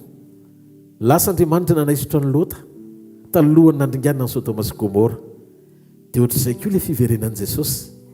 Le fijinjana ao ataon'i Jesosy ampakarina ny fiangonana sy hanovanantsika hitafy ny endriky ny tsy fahalovana amin'ny fotoana hiverenany dia ny mba hahatonga antsika tsy hiaina sy ho tafiditra ao anatin'ilay tao hoe fotoam-pahoriana goavana ao atrehan'ny tany ahorianan'izay meloha amin'ny fotoam-pitsarana. Talohan'ny fahararany Sodoma sy Gomora dia nanaisotra ny sy mampiavaka ny Lota Andriamanitra. Tamin'ny andron'ny Noa ihany koa dia nampidirin'Andriamanitra tao anaty sambo fiara no amenakavy vo tonga ny safodrano. Ary ny vaovao mafalo antsika melohan'ny ararahan'ity tany ity sy ny fampitena rehetra hitranga eto dia efa nampananteny Jesosy fa hapakatra antsika fiangonany ho ao aminy mandrakariva. Amen. Tsy mety raha hiafy mitovy amin'ny ratsy fanahy ny olo-marina sy ny olona tena hoe manaiky handray izany famonjeny izany. Rehefa tafiditry ny sambo fiara no ohatra dia tonga ny safodrano nandravan'ny tany Andriamanitra ho antsika rehetra ihany koa mbola misokatra amin'ny varavaran'ny famonjena ao amin'i Jesosy midira faingany ianao ty tany ity tsy maintsy hifarana tsy fanaperana ny eto miandritsika ilay mbola ho avy amin'ny fiverenany atsaharo ny sinema mpanompoana. Hitanao ny tiako tenenina ny fanompoana tsy endriky ivelany hitarafana fa zanak'Andriamanitra tsika fa toe-polalina ao anaty takian'Andriamanitra ao anaty communion. Hitantsika ny tenin'ny KOL teo. Inona ny tenen'i Jesosy taminy? Inona ny tianao ao amiko Jesosy? Ho any ambody bonara hozy izy araka amin'ny pasteur Junias hitory filazantsara zany toy Jesosy. Zavatra ilaiko aminao aloha mialohan'ny ambody bonara sy ny fiazakazahanao dia ny fonao. Inona ho ny ilain'Andriamanitra? Amin'izao fotoan'izao mbola miasa eto ny fanamasina ho an'ny fiangonana. Raha mbola tsy miveriny Jesosy hapakatra antsika dia mbola eto ny fanamasina. Ary ny antom-pisy ny fanamasina eto ambony tany hanampy antsika hiaina n'ilay fahatanterahana, fiainam-pahatanterahana hifanaraka amin'ny sitrapon'Andriamanitra mba hahatonga antsika ho isan'ny ankasitrahana ihany koa. Mampandresy antsika amin'ny rahatry rehetra aloha ny fanamasina. Zay raha ho avy izy dia ampiaiky ny olona amin'ny fahotana. Ny fampiakena amin'ny fahotana sy ny fampiakekeloko dia midika famerenana anao eo amin'ny volontén'Andriamanitra aloha. Rehefa lasa miaraka amin'ny fiangonana ny fanamasina dia tady tio tonga eto ny antikrista. Ary izy no anjaka eto amin'ity tany ity. Ny fampakarana dia tanteraka melohan'ny fiverenan'i Jesosy amin'ny fitsarany. Teteny amin'ny fampakarana dia tonga ho amin'ny fiangonan'i Jesosy, ny fiangonana ihany no ampakarany. Fa amin'ny fitsarana kosa dia tonga Jesosy miaraka amin'ny fiangonana hitsara izao tontolo izao. Averiko, amin'ny fampakarana dia tonga apakatra ny fiangonan'i Jesosy. Zay nino azy, zay niaritra ny aminy. Zay mahatonga amin'ny Baiboly milaza raha miaritra aminy sika dia hiara-manamboninahitra aminy koa. Romanina 9:7-10. Misy ny zavatra heretany eto an-tany. Miaritra fakapanahy ianao ry kristianina, miaritra fanenjena ianao ry kristianina, miaritra nireo endriky ny faharatsiana sy fanoherana rehetra manevana nofo ahatonga ny satana azo aina ao anaty famoteny ianao ry kristianina.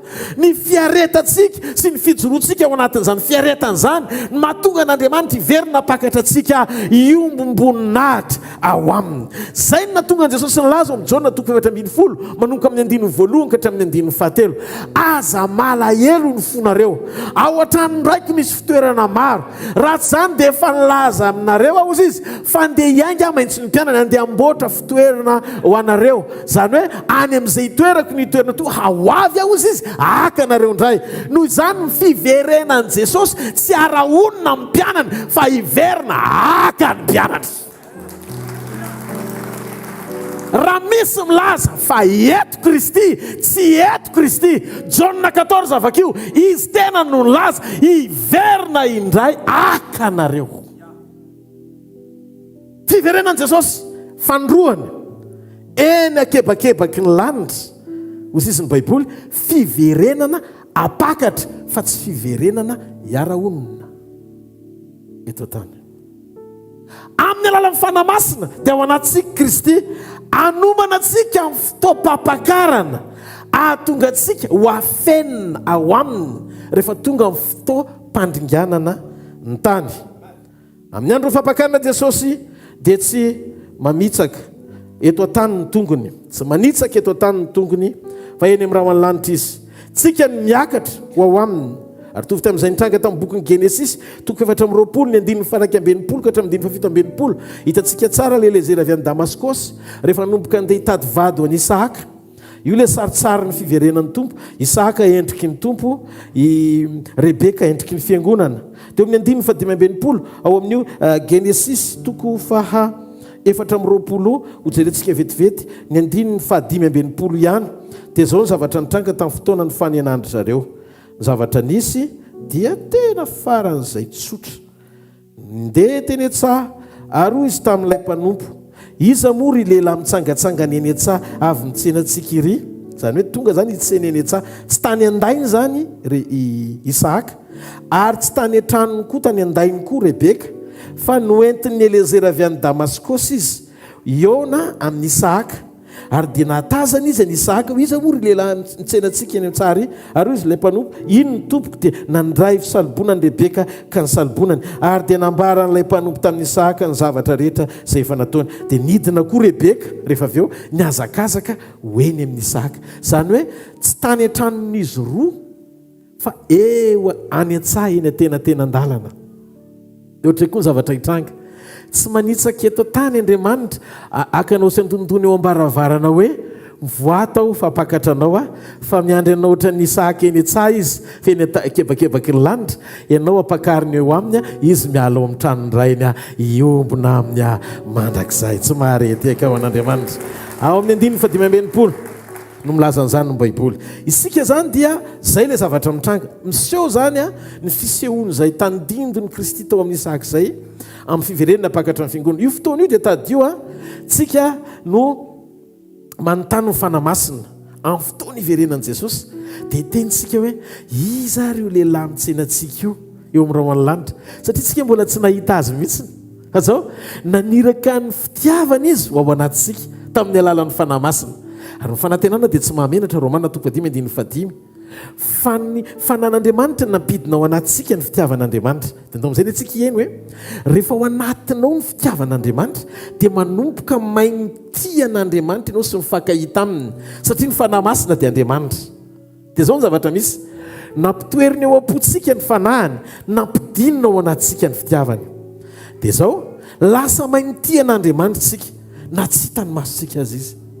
Dia nifakazatra tamintsika nanomboka tamin'ny fotoana nandraisantsika an' Jesosy mandrapatonga amin'ny fotoana ifanenantsika aminy eny amin'ny rahoan'ny lanitra.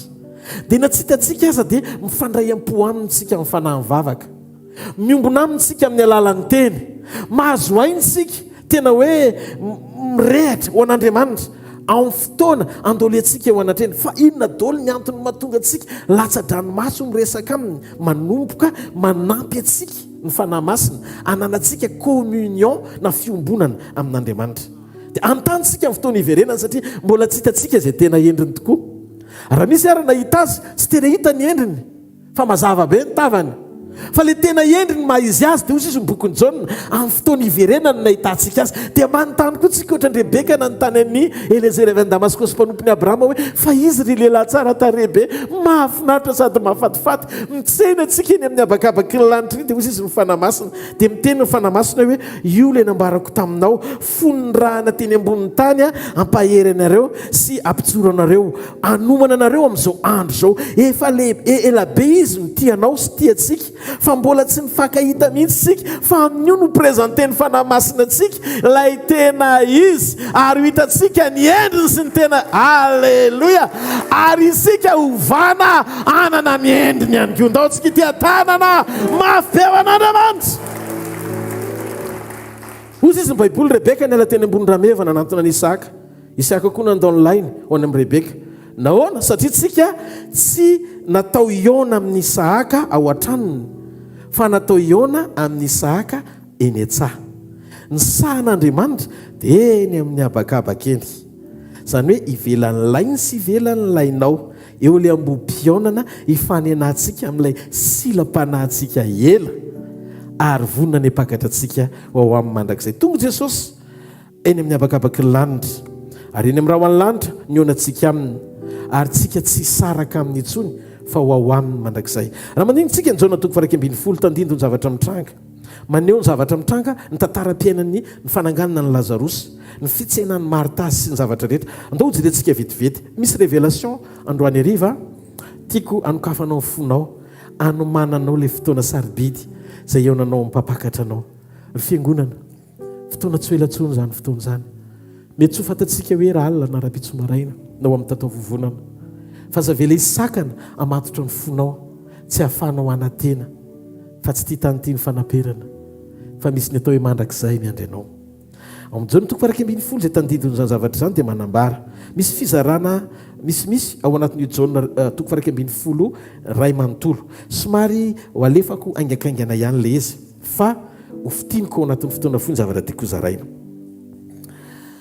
ny toko voalohany ny andiny voalohany ka hatramin'ny faina ambin'ny folo dia fampidirana maneho sy manaitra antsika ny zavatra mitranga ny amin'izay fanambarana rehetra tiany jauna ampitanan'ilay fahendrena fa tiako hisokatra fotsiny ny masom-panahintsika alala ny révélation rehetra ho zaraiko hiditra amin'izay tsika amin'ny antsipriany jaona toko faraky ambin'ny folo ny andiny fafito ambin'ny folo ka hatramin'ny andiny fafito amin'ny telopolo tsy ho vakiko fa lavalava ihany izy io fa nehetranao mamaky azy manambara ny fionan'ny marta sy maria sy jesosy zay tsy tao an-tanàna ny betania misy n'le fahoriana fa tany ivelan'ny tanàna zany hoe nitsena azy marta sy maria dia niona ry zareo zany hoe io zany le endriky ny hoe tsy tonga dia ao an-trano fa eny ivelany ny jaona toko faraky ambin'ny folo ny andininy fa valo amin'ny telopolo ka hatramin'ny andininy faefatra amby efapolo dia miresaka ny fananganana ny lazarosy tamin'ny maty ny baiboly ny jaona toko faraky ambin'ny folo ny andininy fa dimy amby efapolo ka hatramin'ny andininy fa telo amin'ny dimapolo dia maneho antsika ny resaka ara-paminaniana maneho any golgota izay tsy iza fa lay mpisorona be atao hoe kaifa ny laza hoe tsara ho an'ny olona anankiray ozy izy ny maty amonjo ny firenena profesia ho an'ny golgota no lazainy kaifa teo zao anefa ny zavatra tsy maintsy remarka kely tiako apetraka ary nanaitra ao anatin'io teny io jerentsika kely ny bokyny jaona vetivety amin'ny jaona toko faraky ambin'ny folo ho jerentsika ny fanambarana manondro an'ilay zavatra somary mba nanaitra koa dia tiako mba anaitra anareo androany ozy izy ny ten'andriamanitra hoe maria dia ilay nanositra ny tompo tamin'ny menaka manitra sy namoaka ny tongony tamin'ny volondohany ary lazarosy anadany no narary teo ny ainga ilay fahatairana ara-pilazantsara enoy jaona toko voalohany mandra-patonga eo amin'ny jaona toko fafolo dia mbola tsy nisy fitantarana any maria namoaka ny volondohany ny tongotry jesosy mihitsiny après ny jaona toko faraky ambin'ny folo ny jaona toko faharoa ambin'ny folo vao misy ny tantarany maria namafa ny tongotry jesosy tamin'ny volondohany sy nanaparasaka n'le menaka manitra lafo vidy tao anaty tavoangy alabastara fa inona no mahatonga ny jaona manao teny mety olo menoatra manoratra sy mametraka izy hoe raha ohatra ianao ka mamaky boky zany dia tokony hoe ay vety le maria tao aloha voalaza ny soratra masina fa efa nalefa ny meloa zay zavatra mbola tsy nitranga akory fa vao ho tantarainy aoriany fitsangana ny lazarosy taodrontananao fa misy dika misy révélation mipotra ao anatiny ny tia ny baiboly ho tenenina dia tsotra tia naitra andriamanitra eto amin'izay tsika hiditra lalina ao anatin'le fahendrena tia ny teny homena tia naitra andriamanitra ny hoe ny karazana fandaharana nametrahan'andriamanitra ny famonjena ny planompamonjena mandra-patonga antsika ho ampakarina dia naseho ny sary miainga avy amin'ny jaona toko faharoa ambin'ny folo miakatra matrany amin'ny jaona toko faraky ambin'ny folo ny andininy voalohany ny roa ambin'ny folo miaingy dia miverina makany amin'ny jaona toko faha raiky ambin'ny folo hitanareo tamin'andriamanitra ny teny tamin'ny moizy hoe ianao tsy hitany voninahitro mifanatrika fa tsisy olona mahita mifanatrika ozy izy ka ho velona fa ny lamosiko nomeko anao ny vooko nomeko anao ny ny lamosina dia midika passé any aoriana dia ohatr'izay misy le izy misy karazana gloara tsy sehon'andriamanitra mifanatrika fa nomezany lamosina mba amakinao ny zavatra lasa dia eto andriamanitra mamerina antsika avy any amin'ny omega makany amin'ny alfa ahoana ny sehon'le izy mila manaraka tsara sika zavatra nitranga dia ity tena mahafinaritra be ny zavatra ho zaraintsika androany marta sy maria sy lazarosy no ataontsika hoe acteur principal ao anatin'ny tantara eto. Jesosy moa dia efa Jesosy izy ny tompo. Marta sy Maria maneho zany ny sarin'ny fiangonana. Ahoana maneho ny sarin'ny fiangonana Marta sy Maria? Ao amin'ny Luka 7:7 ka hatramin'ny 2:20. Hitantsika io tantara io voasongadina tsara hoe Maria teo tongotry ny tompo, Marta nanompo. Ny fiangonana tsy maintsy aseho amin'ny endriny anankiroa.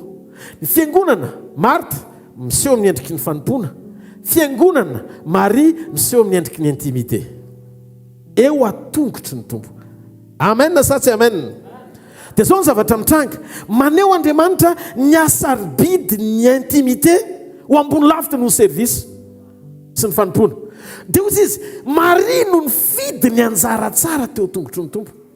Zany hoe ambony lavitra amin'Andriamanitra mihoatra noho ny fanompona ny fiombonana aminy. Tsy mare tiaka amin'Andriamanitra. Zao anefa tsy feno ny fiombonana raha tsy misy fanompona.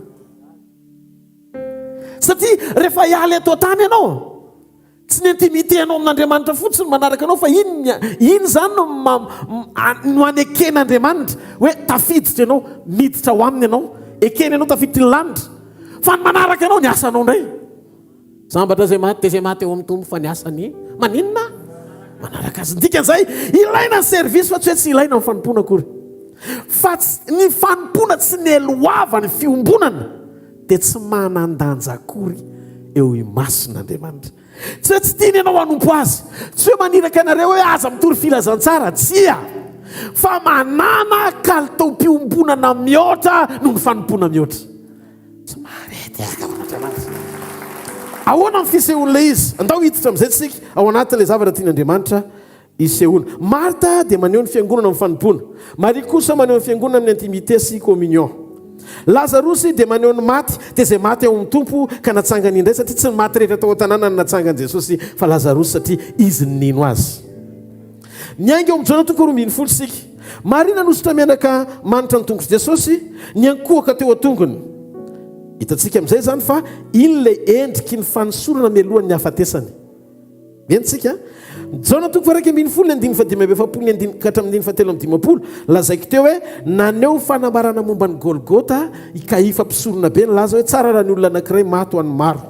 Dikan'izay ny fisokafan'ilay asa famonjena nataon'i Jesosy taorinina ny sorany Maria menaka azy, nahatonga azy nanaikosorana mba ho faty no amarinina tamin'ilay faminaniany kahifa mpisorona, sady voalaza mihitsy ene izany e. Ozy izy hoe andao jerentsika kely vetivety ao amin'ny andininy fa 5:20 amin'ny Jona 2:20. Andao vakitsika vetivety mihitsy ilay izy dia mba tena anomentsika tsara ny hevitry ny teny tiako zaraina amin'ny anaran'i Jesosy. Ary maro tamin'ny Jiosy dia raha nakeo amin'ny Maria ka nahita ny zavatra nataon'i Jesosy ireo dia nino azy. Ary ny sasany tamin'ireo kosa dia lasa nakany amin'ny fariseo ka laza tamin'izay nataony. Ary ny lohan'ny mpisorona sy ny fariseo nanangona sy ny adriana ka nanao hoe ahoana no ataontsika fa ny lehilahy iny dia manao famantarana maro. Raha velantsika anao toy izany ihany izy dia ino azy avokoa ny olona rehetra, ary ho avy ny Romanina ka handrava ny fonena sy ny firenentsika. Ary ny anankiray taminy dia kahifa mpisorona be tamin'izay fotoan'izay nanao taminy hoe ianareo tsy mahalala na ino na ino namisaina akory, fa tsara ho anareo raha ny lehilahy ray no faty hamonjy ny firenena mba tsy ho rava avokoa izy ity firenena ity. Ary tsy niteny izany ho azy izy, fa satria mpisorona be tamin'izany taon'izany izy dia naminany fa Jesosy ho faty hamonjy ny firenena. Hitanareo? Fa aminanina izy profesia zay voasoratra eo, ary tena nraketiny Jona mihitsy ilay izy hoe aminany ny hafatesan'i Jesosy. Raha tsy nisy zany azo fijaliana dia verisika tsy maintsy maty aloha Kristy noho ny nataony Adama, isolo ny fahafatesany Adama mba hahafahan'ny taranaka Adama mino an'i Jesosy ho tonga taranaka vaovao amin'ny Kristy, tonga akonan'Andriamanitra atsangandovana fiainana mandrakizay. Noho izany ilaina ny pasazon'ny Golgota aloha.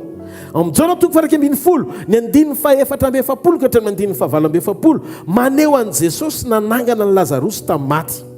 Ary ny Jona 2:20 ny 9:20 ka hatramin'ny 9:30 hitantsika Marta sy Maria nivoaka hitsenan'i Jesosy. Ireo zany dia maneho amintsika ny filaharan'ny famonjena sy ny fotoam-pampakarana antsika fiangonana, zany hoe tsy avy eo amin'ny 2:20 makany amin'ny Jona 2:20 avy any amin'ny Jona 2:20 makao amin'ny Jona 2:20. Misokatra amin'izay zany ny fanehoana an'ilay famantarana eto mifanaraka amin'ny zavatra lazain'ny apôstôly Paoly. Ozy izy ny apôstôly Paoly ndao ny atsika ijery ny Tesaloniana voalohany toko faefatra andiny fahina ambin'ny folo am'izay. Inona ny ifandraisany io somamarina andreo tenindreo hoe zay tokoa le filaharana. Ndao jery atsika ny Tesaloniana voalohany toko faefatra andiny fahina ambin'ny folo. Amin'ny anaran'i Jesosy. Ozy izy, fa ny tenan'ny tompo no hidina avy any an-danitra amin'ny fiantsoana sy ny feon'arkanjely ary ny trompetra an'Andriamanitra ka zay maty ao amin'ny Kristy no hitsangana aloha. Hitanareo? Taoriny fitsanganan'ny Lazarosy tamaty zany hoe efa niao ny Marta sy Maria raha hoentina midina le izy. Fa raha hoentina miakatra avy any amin'ny jona toko 12 le izy dia ohatra izao Marta nanositra diloilon'ny tongotra Jesosy jona toko 12 miakatra kely indray tsika Kaifa mpisorona naminany any Golgotha zany hoe ny fahafatesan'i Jesosy. Ny fahatelo amin'izay rehefa maty Jesosy dia namonjy antsika izy. Dia zao amin'ny fotoana ivereny amin'izay zay maty eo amin'ny tompo no mitsangana aloha Lazarosy. Dia avy eo amin'izay vao mino rehetra hozy izy ny ten'Andriamanitra eto hoe ary rehefa afaka izany dia isika velona koa mbola mitoetra no akarina hiaraka aminy eny amin'ny rahany lanitra hitsena azy any amin'ny habakavaky ny lanitra. Dia iny amin'izay miakatra kely eo loloha eo Marta sy Maria nitsena azy mialohan'ny fotoana tongavany hanangana ny Lazarosy. Somary tiaka ao an'Andriamanitra. Halleluja. Hitantsika amin'izay jereo fa rehefa miakatra ihany tsika dia mahita fa i Marta sy Maria dia sary ny fiangonana velona miala ny tanàna eo amin'ny tompo eny ivelan'ny tanàna hitsena azy. Rehefa iveriny Jesosy apakatra antsika dia tsy manitsaka ny tany izy feny amin'ny rahany lanitra. Ary eo ny eonany amintsika hovantsika haka ny endrika tsy mety loha hitafiny tsy fahalovana avy aminy. Ary izay no maneho antsika amin'ilay fahafenoan'ny fepetra azotsika antoka mialohan'ny fotoana iverenany fa ho avy tokoa izy. Lazarosy ozy izy ny Baiboly dia natsomy tamin'ny anarany. Ary teto ka ese le tany Betafo. Izy moa niaraka tamin'ny Betafo taty Bobo, taty Voahirana, le tany non tsy Betafo fa le tany Atsirabe. Naminany nametraka faminanina teo ambavako Andriamanitra fa samy naka ny anjarany daholo ohatra ny nahenony anarany daholo izy rehetrarehetra. Jesosy koa zany le hoe raha isony amin'ny ramalanitra izy dia amin'ny fiantsoana ozy izy mety anarana mety misokatra fotsiny vavan'ny tompo miantso ray fa samy mahenony anarany daholo no maty eo amin'ny tompo dia maneno ny trompetra dia atsangan'Andriamanitra. Somary tiaka ao an'Andriamanitra. Halleluja. Midika zany fa omen'Andriamanitra zany ilay indisy-pamantarana eo ohatr'izao ny zavatra hitranga. Ka isika zany manana anarana ho aminy. Izay no mahatonga ny anarantsika tsy maintsy misoratra ao amin'ny boky ny fiainana. Satria rehefa amin'ny boky ny fiainana ny anaranao dia ho mason'Andriamanitra mandrakariva. Ary amin'ny fotoam-piantsoana izay rehetra ao amin'ny boky ny fiainana tonga dia mifandray amin'Andriamanitra satria homaniny ao anaty communion ny fiakaranao. Tsy mare tiaka ho an'Andriamanitra. Ahoana nisehoany zany pasteur? Ahoana nisehoany zany? Hiditra lalindalina kokoa ary isika atao hoe o Jesosy ho avy tsy hoela. Lazarosy maty farana no natsangana. Maty afrina hoe Lazarosy natsangany maty farana. Raha jerentsika ny Genesis toko voalohany ny 7:10 ka hatramin'ny 5:10 dia zao ny zavatra mitranga. Andriamanitra nampisaraka ny mazava sy ny maizina tamin'ny andro 4. Meno tsara vetsika. Le fara-pananganana ny Lazarosy midika fa ho avoaka miala avy ao anaty aizina i Lazarosy maizina ho tonga zanaky ny mazava. Tonga ny tanan'izay miaina. Tsy ny maty rehetra no natsangan'i Jesosy fa ny maty ao amin'ny tompo aloha no natsangany voalohany, maty ao aminy. Zay no mahatonga an'Andriamanitra manangana antsika ho isan'ny ankonany fa tsy hoe ho isan'ny mpanompony. Tsy ory mpanompo Andriamanitra fa ory ankonan'Andriamanitra. Zay no mahatonga antsika rehefa nandray azy dia nomeny hery ho tonga zanak'Andriamanitra. Mila tsika maro toerana eo amin'ilay position mahazanaka aloha fa tsy maiky nijoro eo amin'ny toerana mahampanompo. Ny fanompona manaraka ho azy rehefa tanteraka ny mahazanaka satria ny zanaka miasa fa tsy mitazana. Tsy mahatiaka ho an'Andriamanitra. Miteny amintsika Jesosy androany iverina izy miomantsika fiangonana. Tsy lavitra tsony Jesosy efa eny an-dalana iza no hiakatra, iza no ataoko, tena hoe ozy izy Jesosy hoe inona no ataoko mba hahatonga tena hoe isan'ny olona ho ampakarina eo amin'ny tompo mandrakizay, tena hoe any amin'ny raha malanitra tokoa anisan'ny candidat sy candidate tena hoe hifankahita amin'ny tompo mandrakizay. Ahoana ny ataoko mba hahatonga tsy ho voatazon'ny gravité, ahoana ny ataoko mba hahatonga ny pesanteur tsy azona satria manana vesatra rehefa hiala eto, inona ny tokony ataoko? Misy zavatra anankitelo ngezabe reto tiako hitehirizan'ny fanamasina anao, anampy anao mba ho isan'ny olona tena tsy anana doute fa raha neno ny trompetra dia ho ampakariny ianao. Raha ianao zay olo zay ka tendren'ilay izy amin'izay dia tiava mafy eo an'Andriamanitra. Voalohany aloha mila manolotra ny fiainanao an' Jesosy ianao, manana an' Jesosy marina ho amponao ho tombo sy mpamonjy ny fiainanao. Ianao moa tsy elezera avy any Damaskosy, fianao Isaka taranaka Abrahama. Zay no mahatonga an'Andriamanitra manao fanekena ara-taranaka, manangana avy amin'ny Abrahama taranaka anankiray hamonjy ny maro atao hoe Kristy. Tsy karazana fombafomba-pivavahana le izy. Tsy hoe rehefa pasteur tsika na mitondra titra hoe mpanompo, mahafantatra ny eo an-tranon'ny Abrahama ohatra ny elezera ny Damaskosy, dia zay no midika fa mandeha ny zavatra rehetra ary faly amintsika Andriamanitra satria manamarina ny zavatra inotsika hampanaovina izy. Eno tsara tsika. Mila mianatra tsika mijoro sy mizotra, misaina ny sitrapon'Andriamanitra ho ambony lavitra noho izay zavatra rehetra mamaiky atsika ka tiatsika ho tanterahana ho amin'ny fanjakany na ho an'izay zavatra tiatsika androsoana ao amin'ny fanompona azy. Mila manana fiadanana ao anaty communion tsika fa tsy fiadanana vokatry ny fampiasana antsika fotsiny. Ohatra, misy pasteur tany ambanivohitra maty. Io pasteur io tany ambanivohitra ndesaka tamiko le pasteur namany, tena enjana makany an-danitra pasteur ozy izy vao tamin'ny herinandro ity zany. Pasteur amin'ny fiangonana Jesosy mamonjy any ambanivohitra le izy, tena manao asa. Tsy very maty izy eo amin'ny fandriana nitsorana dia niarina tampoka dia taitra hono mpiarotory dia lasa nitsoaka daholo fa mivadiny rery sisa nitavery tao dia io pasteur io. Dia zao no nataon'le pasteur, very aho izy fa nankala olona dia miverina maty izy. Nandray an'i Jesosy io pasteur io, manana an'i Jesosy Kristy ho tombo sy mpamonjy ny fiainana manokana. Nino an'Andriamanitra? Fankalan'olona ny nahavery azy. Pasteur anefa izy lanitra tsy miankina amin'ny titra, lanitra tsy miankina amin'ny hoe ianao nanao asa goavana, fa ny lanitra miandro ny toe-ponao anao communion amin'Andriamanitra. Zao izy mamita tentsika raha mihevitra fahitany an-danitra nefa makala olona anankiray na misy toetra anankiray tsy afonao nefa tsy ankasitran'Andriamanitra eo amin'ny fiainanao. Teo nanomboka taitra amin'izay dia nanomboka mivavaka nandinika n'ity soratra masiny ity, aiza ho aiza ny toerana misy ny fiangonana iombona amin'Andriamanitra sy tsenan' Jesosy marina. Ahoana ny fipetrany? Tsy olombelona mamonjy ianao, tsy pasteur, tsy mpaminany, tsy mpampianatra, tsy apôstôly, fa mila manana firaisana manokana amin'Andriamanitra ianao, mila manana firaisana manokana amin'i Jesosy ianao.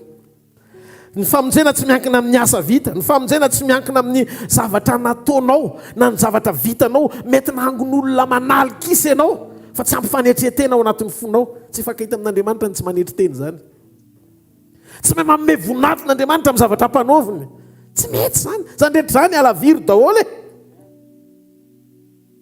Nampianatra antsika Enoka amin'ny Hébreux 1:25 voalaza fa nakasitrahan'Andriamanitra izy dia nentin'Andriamanitra. Fa maninona izy ny nentin'Andriamanitra? Satria niaina tao anaty fahadiovana izy, niaina tao anatina fahatahorana n'Andriamanitra Enoka, nety tamin'Andriamanitra izy dia niavaka tamin'ny olona rehetra.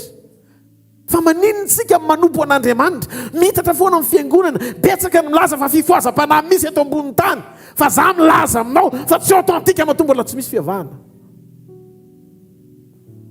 Le fiavahana tadiavin'Andriamanitra dia ny fetezantsika tena hiaina amin'ny fahamarinana, hijoro amin'ny fahamasinana, hiaina amin'ny fahadiovana, anaiky ny sitrapon'Andriamanitra ary hijoro ho an'Andriamanitra marina. Tsy marety eka ho an'i Jesosy. Mba fantatrareo ve fa misy fiangonana voalaza ny teniny eo amin'ny bokin'ny Apokalipsy fa tsy mangatsika sady tsy mafana. Dia ozy Andriamanitra hoe satria matimaty ianao dia ho alohan'ny vavako, fa na ianao mangatsika na ianao mafana ny hafanana tsy hoe kory manao asan'Andriamanitra be dia mafana ho an'ny tompo mirehitra mpanao ve faran'izay enjana reny a haingokaingony fotsiny porofom-panehoany reny aoriany fahatsarany communion ianao ve tsy manao fanao zao tontolo zao tsony vehivavy manaja mivadiny tsara ve lehilahy manaja mivadinao tsara ve anao mijoro misitrapon'Andriamanitra miainao anaty fahadiovam-po ve anao tsy makala olona manam-pitiavana ao anatinao vavaka ho an'ny hafa hitanao hoe tsy afaka ianao ne tsy hoe kristianina fotsiny dia avitra fa tsy maintsy kristianina miaina amin'ny sitrapon'Andriamanitra miala amin'ny fahotana maro ny tsy mandray tsony ny fanamasina mamerina azy sy mampijoro azy eo amin'ny tokony ho izy satria mieritreritra izy hoe mety foana ny fanompony na mandeha amin'izay tiany azy izy satria eo ny famindram-pon'Andriamanitra fahaly pastera tena nytomanina anantona za zao pastera nahita an'izany verina izy izy dia nitsangana dia very azy fotsiny teneny very aho izy izy satria nankala olona dia verina nitsotra izy dia maty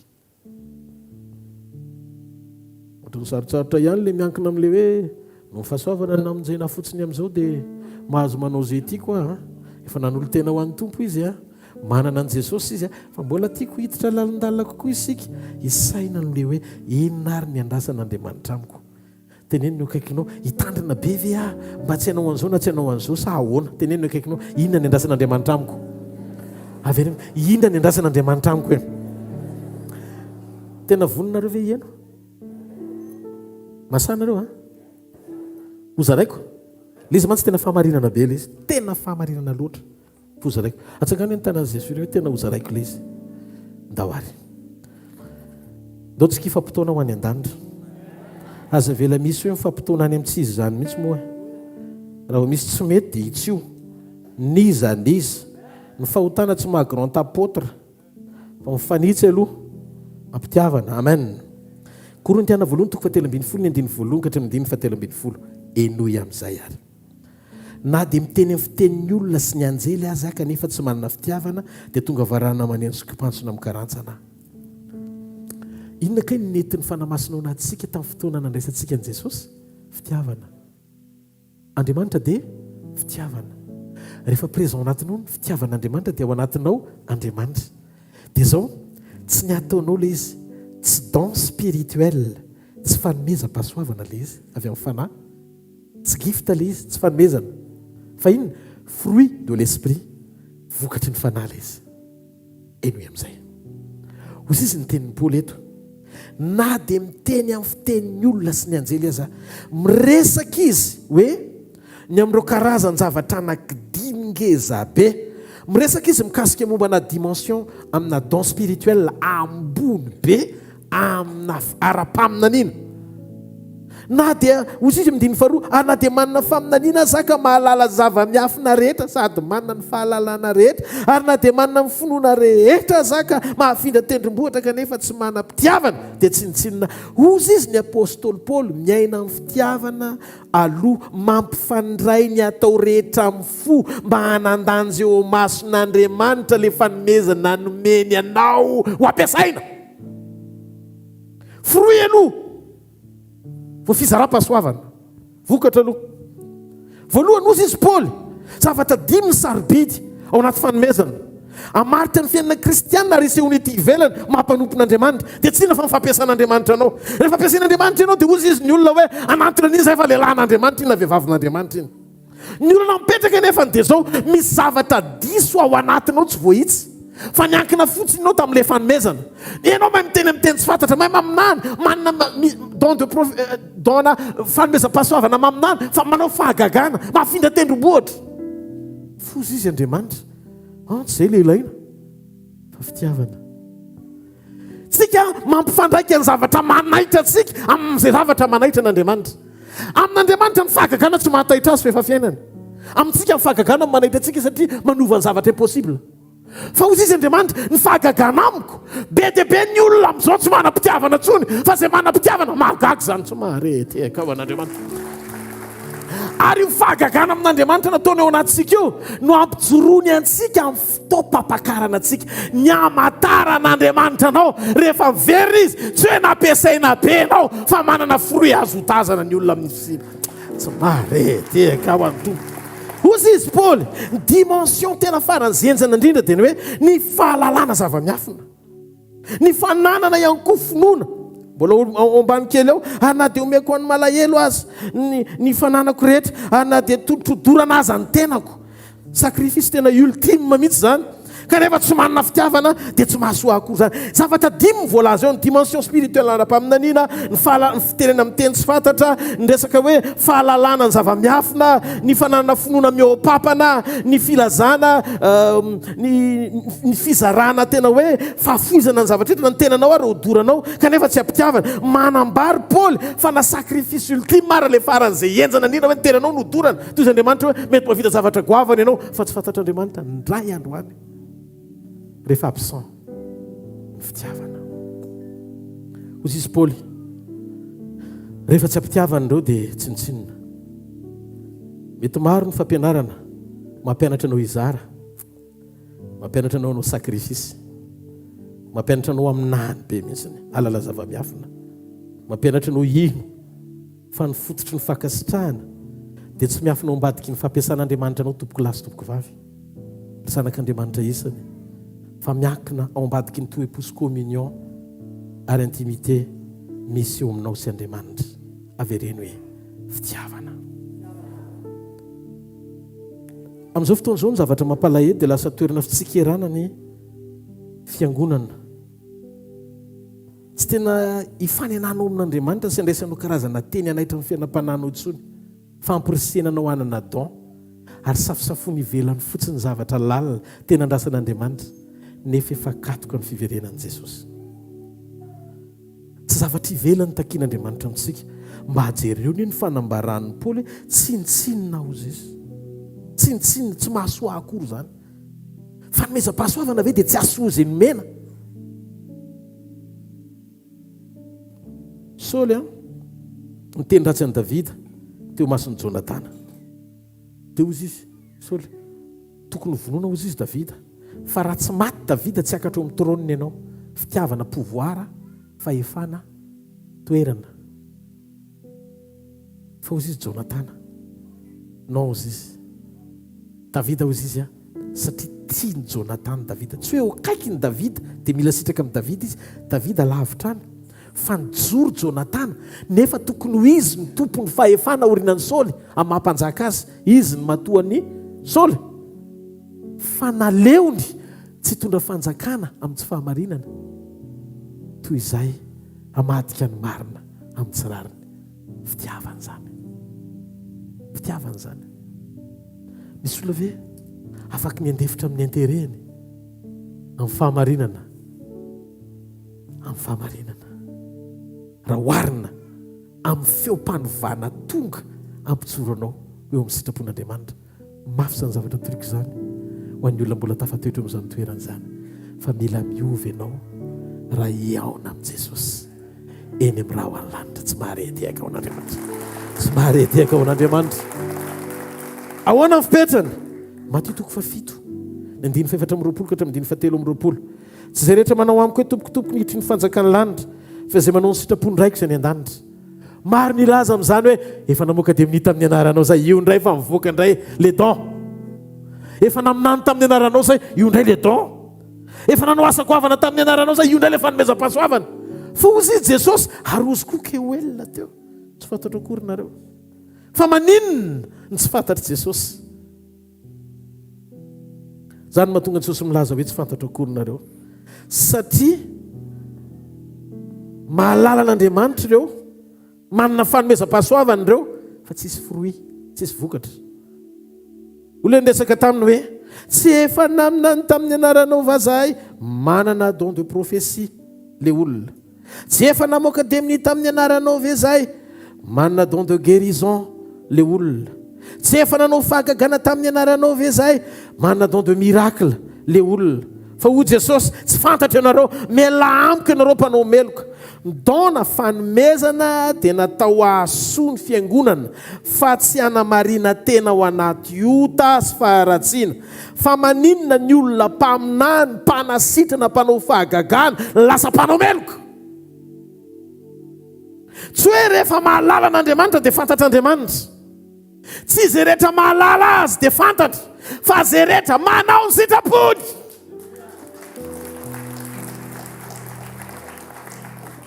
Farany dia ho faranako ty vitoroteny ty fa lavalava ihany. Luka 4:20 manomboka amin'ny 5 ka hatramin'ny manomboka amin'ny 1 ka hatramin'ny 9. Mba fantatrareo ve ny zavatra nitranga eo? Misy roalahy avy any Amosy, aloha avy aty mihitsy ianao le tantara. Nandeha izy roalahy dia mifampiresaka.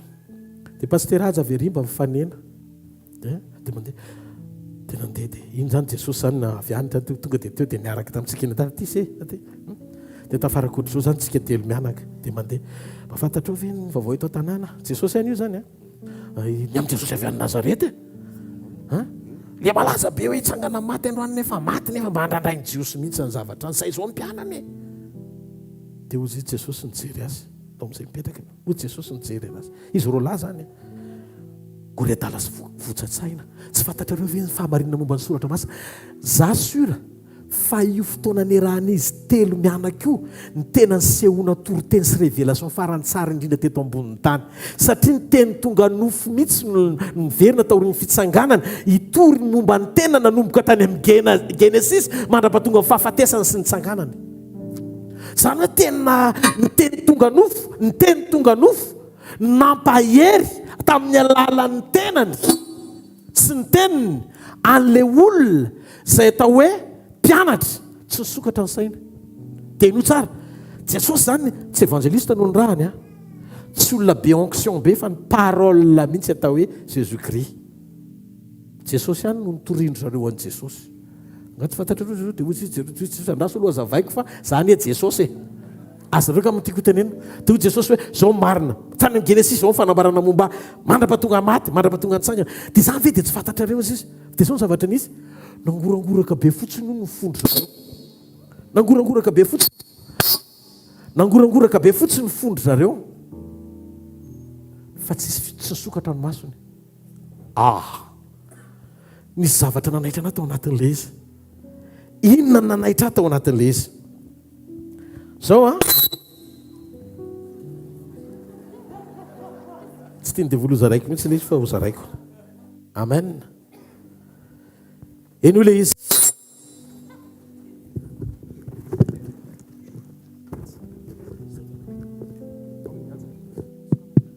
Alleluia. Alleluia. Inona ny hevitra miafina ao anatin'le izy? Tsy voasoratra ny tonga nofona nazava ny teny tamin'ny fanambarana. Tena izy tena no resaka tamin'ny zareo. Tonga teny an-dalana nangorangoraka be fotsiny fony. Ny zavatra voaraiko dia zao tsy ao amin'ny révélation goavana no tonga tsika ho zanak'Andriamanitra. Tsy fahalalana be sy fahamarinana voatsikafina ao ambadiky ny zava-miafina. Mbola hoe namena fahalalana mihoatra no mahafantatra zava-miafina aza. Tsy zay no ampy anosika anao hifankahita amin'i Jesosy sy halala azy. Misy olona maheno révélation faranzenjana be fa tsy miova mihitsy izy. Mandrezatra fotsiny izy mpitenena azy amen voaka eo dia ny ataony ihany ny ataony. Misy ten'Andriamanitra tena mafana be omena azy hoe iona amin'ny tompony antsika raha-pitsy hoe resy lahatra ny fona iona amin'ny tompo fa tsisy impact ao anatin'ny fony loatra lova azy amin'le fomba fanaony mahazatra sy ny fiainana isan'andro zany. Izy roalahy Jesosy mihitsy ny teo fa tsy nisokatra ny masony. Fa zao hozy Jesosy afaka metrano kely ve? Tsy hoe afaka metrano kely hozy zareo andao hetrano aminay zafady. Zareo ny angafy mivily Jesosy dia mipetraka teo mpamakina amin'ny mofo misokatra ny masony. Teteny aminao tsy révélation le izy tsy don prophétie don le tsy fanomezam-pahasoavana communion le izy. Communion le izy. Rehefa ny communion amin'Andriamanitra ianao pura tsara, madio fo tsara, mandeha amin'ny sitrapon'Andriamanitra tsara, mamela heloka tsara, miaina amin'ny fiainam-pahamasinana, mijoro amin'ny fahamarinana, mandeha amin'ny sitrapon'Andriamanitra, misokatra amin'ny masonao fa tsy tapiny zany io. Tsisy ninina azony devoly atao fa mifankahita amin'ny rainao ianao. Amen. Zavatra tiako zaraina dia zao. Ny don dia fanomezana. Fa ny fruit na vokatry ny fanahy dia midika fiombonana. aoetsika ny alalan'ny tompo anao dia fiombonana fa tsy fanomezana. Ny fanomezana anampiny anao fanampiny reny tsy mataitra an'Andriamanitra.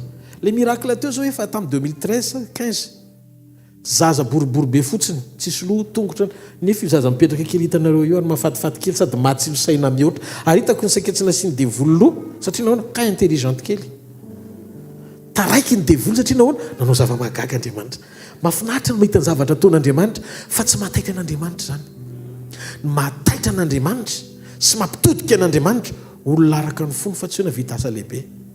Le asa lehibe raha tsy niloavan'ny toe-po be tsy fatany ianao amin'ny fotoana iverenany. Zay mahatonga ny Paoly milaza ny tompo mahafantatra ny azy ary zay manana miantso ny anarany oka hiala amin'ny ratsy.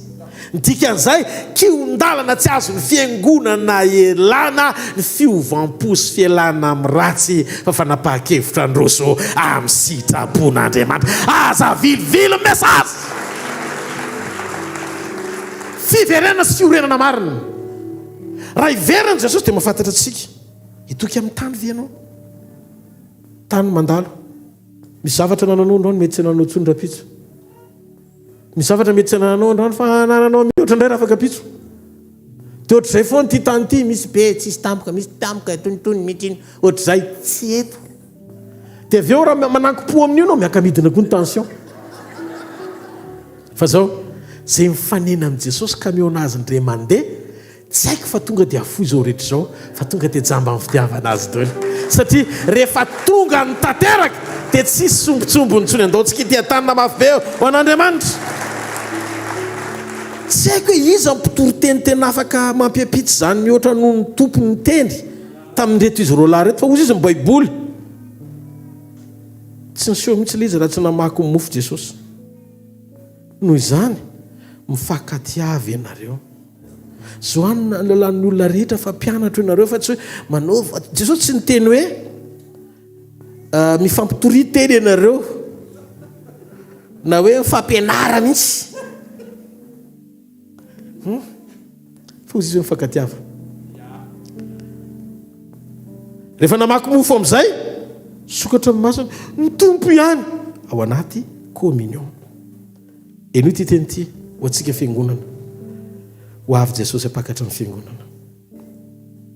Zanany ve ianao sokafo amin'ny fitiavana azy ny fonao miangavy fa zany fotoana zany no tena fotoana faran'izay betsaka hanenina indrindra. Renao zao zany teny zany androany meny tompo le fahamarinana dia na eno tsika androany za zao maheno nareo maheno miangavy ianao manam-pahevitra tsara raha Jesosy tompo sy mpamonjy ny fiainana manokana. Tena ho avy izy tena akaiky zany fotoana zany. Tian'Andriamanitra tsika anakaiky azy bebe kokoa ity azy bebe kokoa. Tsy zany milazana zany fa Jesosy manao appel androany ho an'ny olona. Voalohany ho an'izay tsy manana an' Jesosy raha Jesosy tompo sy mpamonjy ny fiainana manokana. Faharoa ho an'izay matimaty aoka ianao hiverina amin'ny hafanana sy fitiavana voalohany. Fahatelo ho an'izay mitoky amin'ny don efa very ny fitiavana dia lasa manamary tena miafinao ambadiky ny don satria ampiasain'Andriamanitra. Zay ny maharatsy ny don ratsy ny eloava amin'ny fiovampo ratsy ny vangina tamin'ny vokatry ny fanahy ianao ka niova folo nahazo don na faminaniny io na be dehibe mamy lalana ny fahamarin'Andriamanitra ho any amin'ny sitrapo sy ny tompontso azy. Tsy tena makany amin'Andriamanitra le vokatra nefa ho adininy ianao nganao akory io raha notanioko reny le milaza azy fa mavita ohatrany hoe manao asa mahagagy reny. Tsika moa ampiasain'Andriamanitra raha ohatra ka misy mijery any tsy mampaninina mihitsy za ampiasain'Andriamanitra miteny an'izany. Tsy mahita mihitsy aho hoe ao fomba hoana ny nampahiratan'Andriamanitra n'le jamba teo tsy hitako izay nazavana an'izany tonga fotsiny izy mahiratra pastera gaga be Andriamanitra fa tsy hoe efa napoziko iny napoziny ty inona manetretena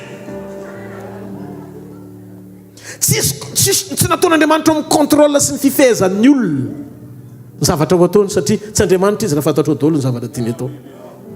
Mahakasika ny souveraineté m'Andriamanitra azy zany manetretena tsy napoziko koa iny Andriamanitra mba mitsorotra ahy za ko tsy nanam-poan'iny fa ten'andriamanitra dia raha vao misy mitady kokoaka any aminao ndana savy mikoaka amin'andriamanitra fa matoa andriamanitra nanao an'iny fa tsy ny olona rehetra nataony an'iny ianao tia nifandray amin'ny manokana omeo voninahitra izy fa tsisy olombelona raha sendra ampiasainy koa any ambadika any dia manao voatra ohatr'izay atolory an'andriamanitra ny voninahitra aoko jehovah ifaly amin'ny asatra fa tsy hoe lasa lalana iny anangonana olona ho anao dia raha iverina jesosy dia hoentinao aizy ireo olonandreo ianao raha mbola voadinina koa Paul miteny an'izany ny mpampianatra ozy izy voadinina noho ny mpianatra zany hoe le mpampianatra io mbola dinina mafimafy kokoa le olona tsotra nanaraka azy ary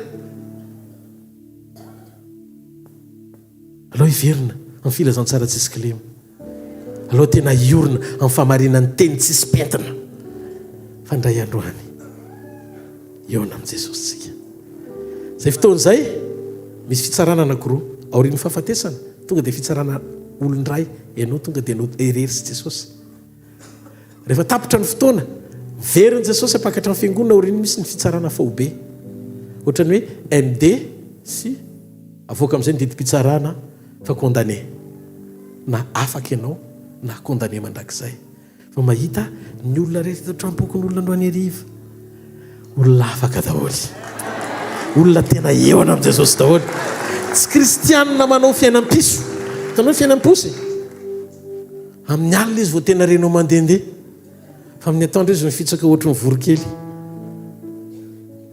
aza mitsara velatsy amin'Andriamanitra rehefa diso dia diso rehefa ratsy dia ratsy rehefa miova dia miova rehefa mijoro dia mijoro fa itsika anie tsisy olona voafitakitsika zany ianao ihany mamitaka ny tenanao tonga amin'izay Jesosy hitako dolo iny nataonao tsisy azo efenana tsisy politika na vola mankarena fa zay vita rehetra tetianta mbola hitsarana ianao no jereny efa fitrana tao hoe efa voangonany ny atongavanao hoe na ianao miray namijary mandrakiza fa tsy jaly mandrakizay zany ianao za mahita fa iovy ianao aorinan'ny androany fantatry fa hijoro ianao aorinan'ny androany tsy le ho tsarainy ianao fa le miaraka amin'ny tompo hitsary satria teto antany ianao tsy nitsara n'izanizy tsy niazona n'izanizy tsy nikondane n'izanizy namela ny rehetra ianao tsy niazona sy tafatetra tao amin'ny fianonana ianao miaritra ianao miatikady satria te hijoro mba ho isan'ny akasitrahana ary azoko antoka fa zay ady zay tsy maintsy ho vita amin'ny fotoana anankiray mety ho fisentona maharary eto antany fa fitsarana mandrakizay no mitsenantsika any an-danitra any hitanao Andriamanitra mite hafa mba afeo an'Andriamanitra aza misy miala fa hivavaka ao anareo aorian'ny filazana halleluja halleluja vetivety fotsiny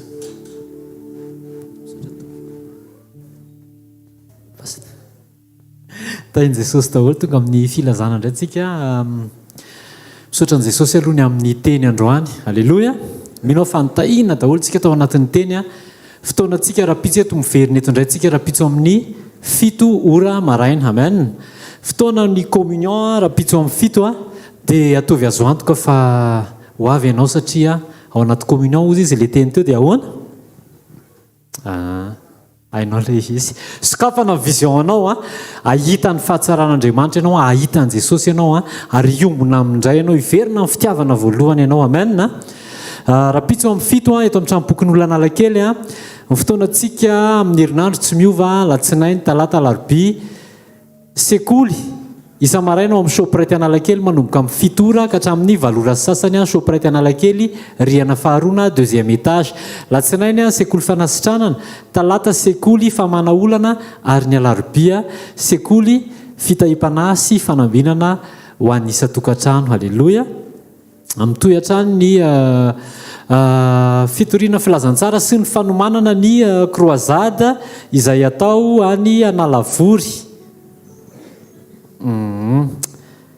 raha sitrapon'i Jesosy dia naroso amin'ny fahavalo sy fahasivy oktobra ho avy izao ny croisade izay atao eo kianja maintso Analavory kianja maintso Analavory fahavalo sy fahasivy oktobra ho avy izao manomboka amin'ny 2 io sabotsy sy alahady alamine 2 ans fandaharam-potoana alamine 2 ans fandaharam-potoana ay moa tsy isy congé satria sabotsy sy alahady akoatran'izay miasa sabotsy dia miomakomana daholy zay te handeha amin'izany mazava ny tenin'Andriamanitra teo tamin'ny alalan'ny mpanompony hoe fo aloha vao fanompoana, fitiavana an' Jesosy aloha vao miazakazaka manao asa. Halleloia.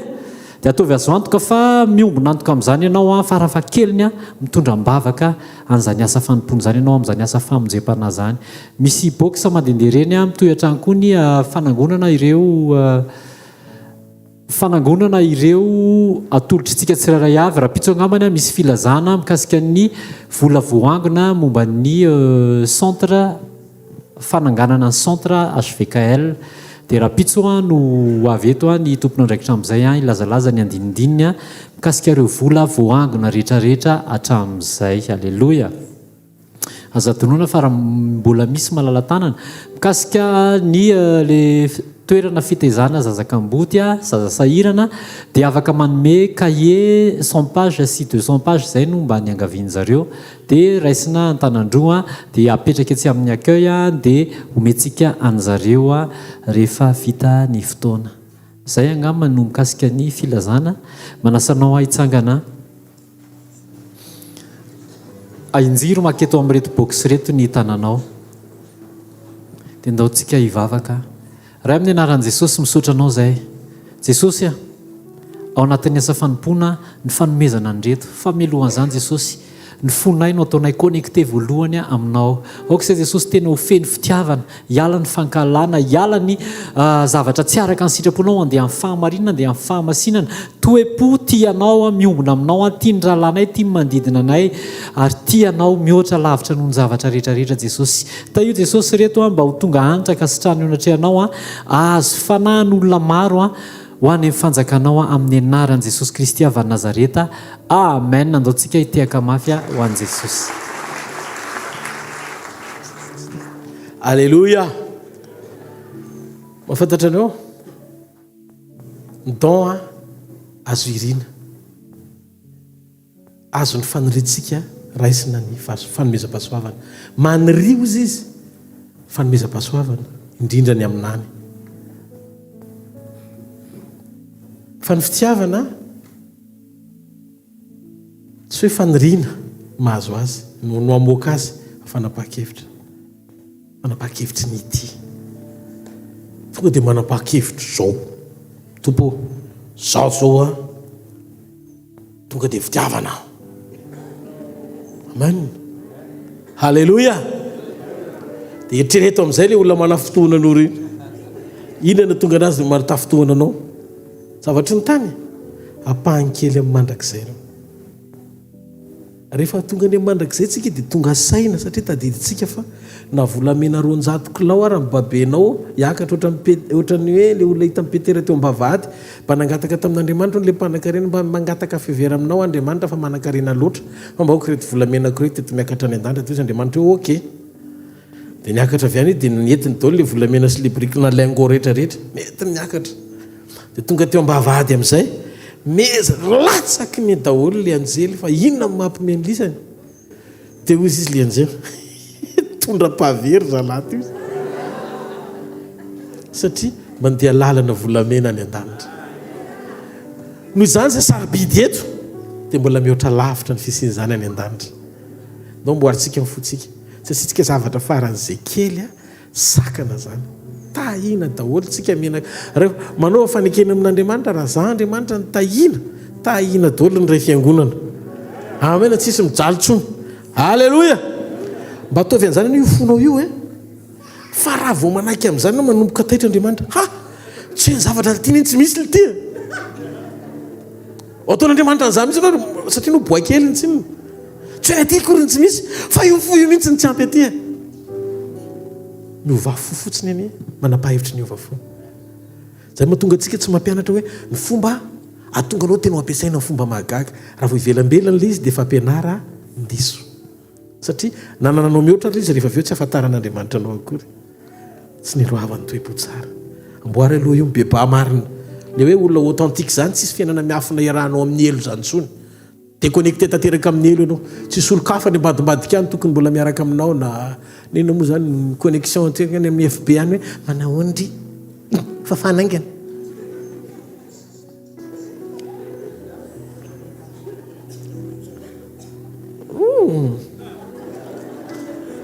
nga tsy hitan'Andriamanitra ry tsy misy sony hoe zavatra mangalangalatra rino dia anao an'izao dia anao fa zao olona authentika tsara miaraka amin'Andriamanitra mariny ianao mahitsy ianao tsy raha tsy fieritreretana amin'ny manodidina anao zany io satria fantatrao fa tsy asony fononao zany amen za tsy amen afofany amin'ny lanitra ny tanao dia doantsika isotra n'Andriamanitra mifotsika manontolo makasitraka anao zay Jesosy tamin'ny fotoana androany manome voninahitra anao zay amin'ny alalan'ny teninao zay miasa manova ny fiainanay sotra androany ariva fa miteny fahamarinana aminay ianao manovany ao anatinay ianao tianao zay ho tena olona fantatrao miaina amin'ny fahatahorana anao mahalala anao fantatro nefa fa raha misy androany ariva olona napakevitra ny androso amin'ny sitraponao dia anampy azy ianao ny alalan'ny fanamasina ianao tsy manary andalana zany tsy rehefa tsy tanteraka izay dia arianao raha faharatsiana tsisy raha tsotra ny Paoly fa vao nanapa-kevitra izy ny androso dia nanampy azy ny fanamasina ary Paoly milaza fa tsy hanary mandrakizay izy noho izany ny fitiavanao dia ambony lavitra noho ny zavatra rehetra ataonay fa ny eo am-ponao dia mametraka anay kosa ho tafatoetra eo amin'ny sitraponao mandrakizay tehirizo zay Andriamanitra tehirizo ny tsirairay avy androany ariva amin'ity takarivo ity aoka ny tsiray avy tonga eto anana fo tena miombona anao petro ny fonao ny tananao ankavanana teneny Jesosy tia ny foko Andriamanitra manolo tena ho anao androany tsy ho matimaty tsony Andriamanitra fa tena kristianina feno fahatahorana anao tsisy toetra Andriamanitra tsy akasitrahanao atao anatiko ka mbola iainako indray aorinan'ny androany fa manomboka androany dia ho ankalaiko zay zavatra tsaraka ny sitraponao fa ity zay zavatra sitraka ao ampio afanahy masina meo amidingana foana me tsara isan'andro ny fiainako ny ato anatiko ny fiainam-panahiko androso amin'ny sitraponao mino atompo fanampy ahy ianao ifonako aminao ny tsy fahazakako ampiasaina satria tsy zakan'le toetra tia mirehare le fanomezam-pahasoavana ngeza be dia lasa mamily lalana zany tompo tsy ho amin'ny tombotsoako ho amin'ny tombotsoa ny fanjakanao zay omena ho Andriamanitra dia ho zaraiko amin'ny hafa ihany koa amin'ny anaran'i Jesosy Kristy avy any Nazareta sotra fa miova Andriamanitra miova olona araka ny sitraponao be fitiavana miaina amin'ny fandeferana maneho ireo vokatry ny fanahy satria zanak'Andriamanitra iona amin'ny tompony amin'ny raha lanitra amin'ny anaran'i Jesosy tsy tafajanony etsony aho amin'izany fotoanany tribulation zady amin'ny anaran'i Jesosy amen ty hafa mafy be ho an'Andriamanitra halleluja raiso ny fanasitrananao na mitokantranonao na mivatanao na mitenanao na amin'ny ao anatinao ninina karazana fivitosana rehetra ho kasian'Andriamanitra zany zao zay zavatra ilana famoronana tahaka ny tamin'ny mahagaga kely teo ny joro vavolombelona izy fa Andriamanitra raha ihany ianao an'izay ikasika anao koa Andriamanitra raha misy manana voaka tsy tomomba anaraka ny tokony ho izy mitsiro ny tanana mitsiro ny loha mitsiro ny tongotra misy satria mpamorona ny Andriamanitra ao ka iseho ny voninahitry'Andriamanitra ohatra ny amin'ny taty felana teo ihany koa ny tenin'ny dokotera fa tsy teraka tsony tsy possible satria tsy mety ny siantifika tsy manome an'le profo mbola ahafahana manatanteraka an'izany ty takarivo ty aoka ikasika ny ao anatinao Andriamanitra mahita omen'Andriamanitra taranaka ianao niza olona tonga eto miaraka amin'ny fony tsy afaka andiso fanantenana an'izay olon'izay Andriamanitra salama ianao fa tsy marary tahin'Andriamanitra amin'ny lafim-piainanao ray manontolo ianao hiasa mahery amin'ny atsipiri-piainanao Andriamanitra mandehana fa Andriamanitra mahasony fanahinao izy ahasony ainao izy ahasony fiainanao ihany koa izy ninona sakana rehetra amin'ny fiainanao Andriamanitra nokatra lala ny fampahitana fity amin'ny fomba tsy takatry ny saina hiavaka ianao fa manana an Jesosy mandehana fa raha mbola izy no Andriamanitra aza matahotra ianao fefa amin'ny contrôle Andriamanitra amin'ny feny zavatra rehetra ary amin'ity takarivo ity raisony fahagaganao mandehana fa mahasoanao ny le don omen'Andriamanitra le fanomezana mba hasoanao mandehana amin'ny anaran'i Jesosy fa hiasa amin'ny don koa Andriamanitra ninona tolo sy vesatra rehetra vita amin'ny anaran'i Jesosy amen ndaotsika ity tanana mafy be ho an'Andriamanitra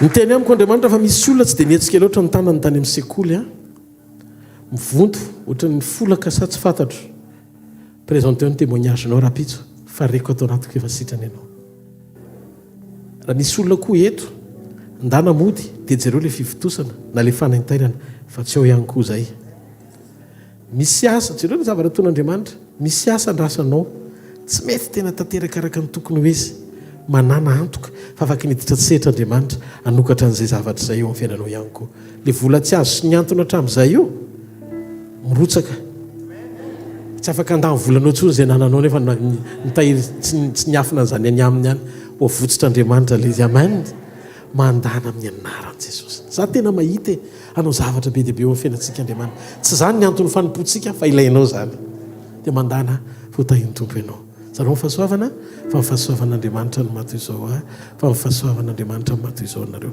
hitanareo ny Jehovah ka hiaro anareo ampamirapiratra ny tavany aminareo ny Jehovah ka mindrafo aminareo anandratra ny tavany aminareo ny Jehovah ka minareo fiadanana amen rapitso fotoana spesialina ho antsika engaviana raha afaka ianao tongava ninina natao rapitso maraina amin'ny fito ka hatramin'ny sivy sy fefaniony fotoana antsika veloma tompoko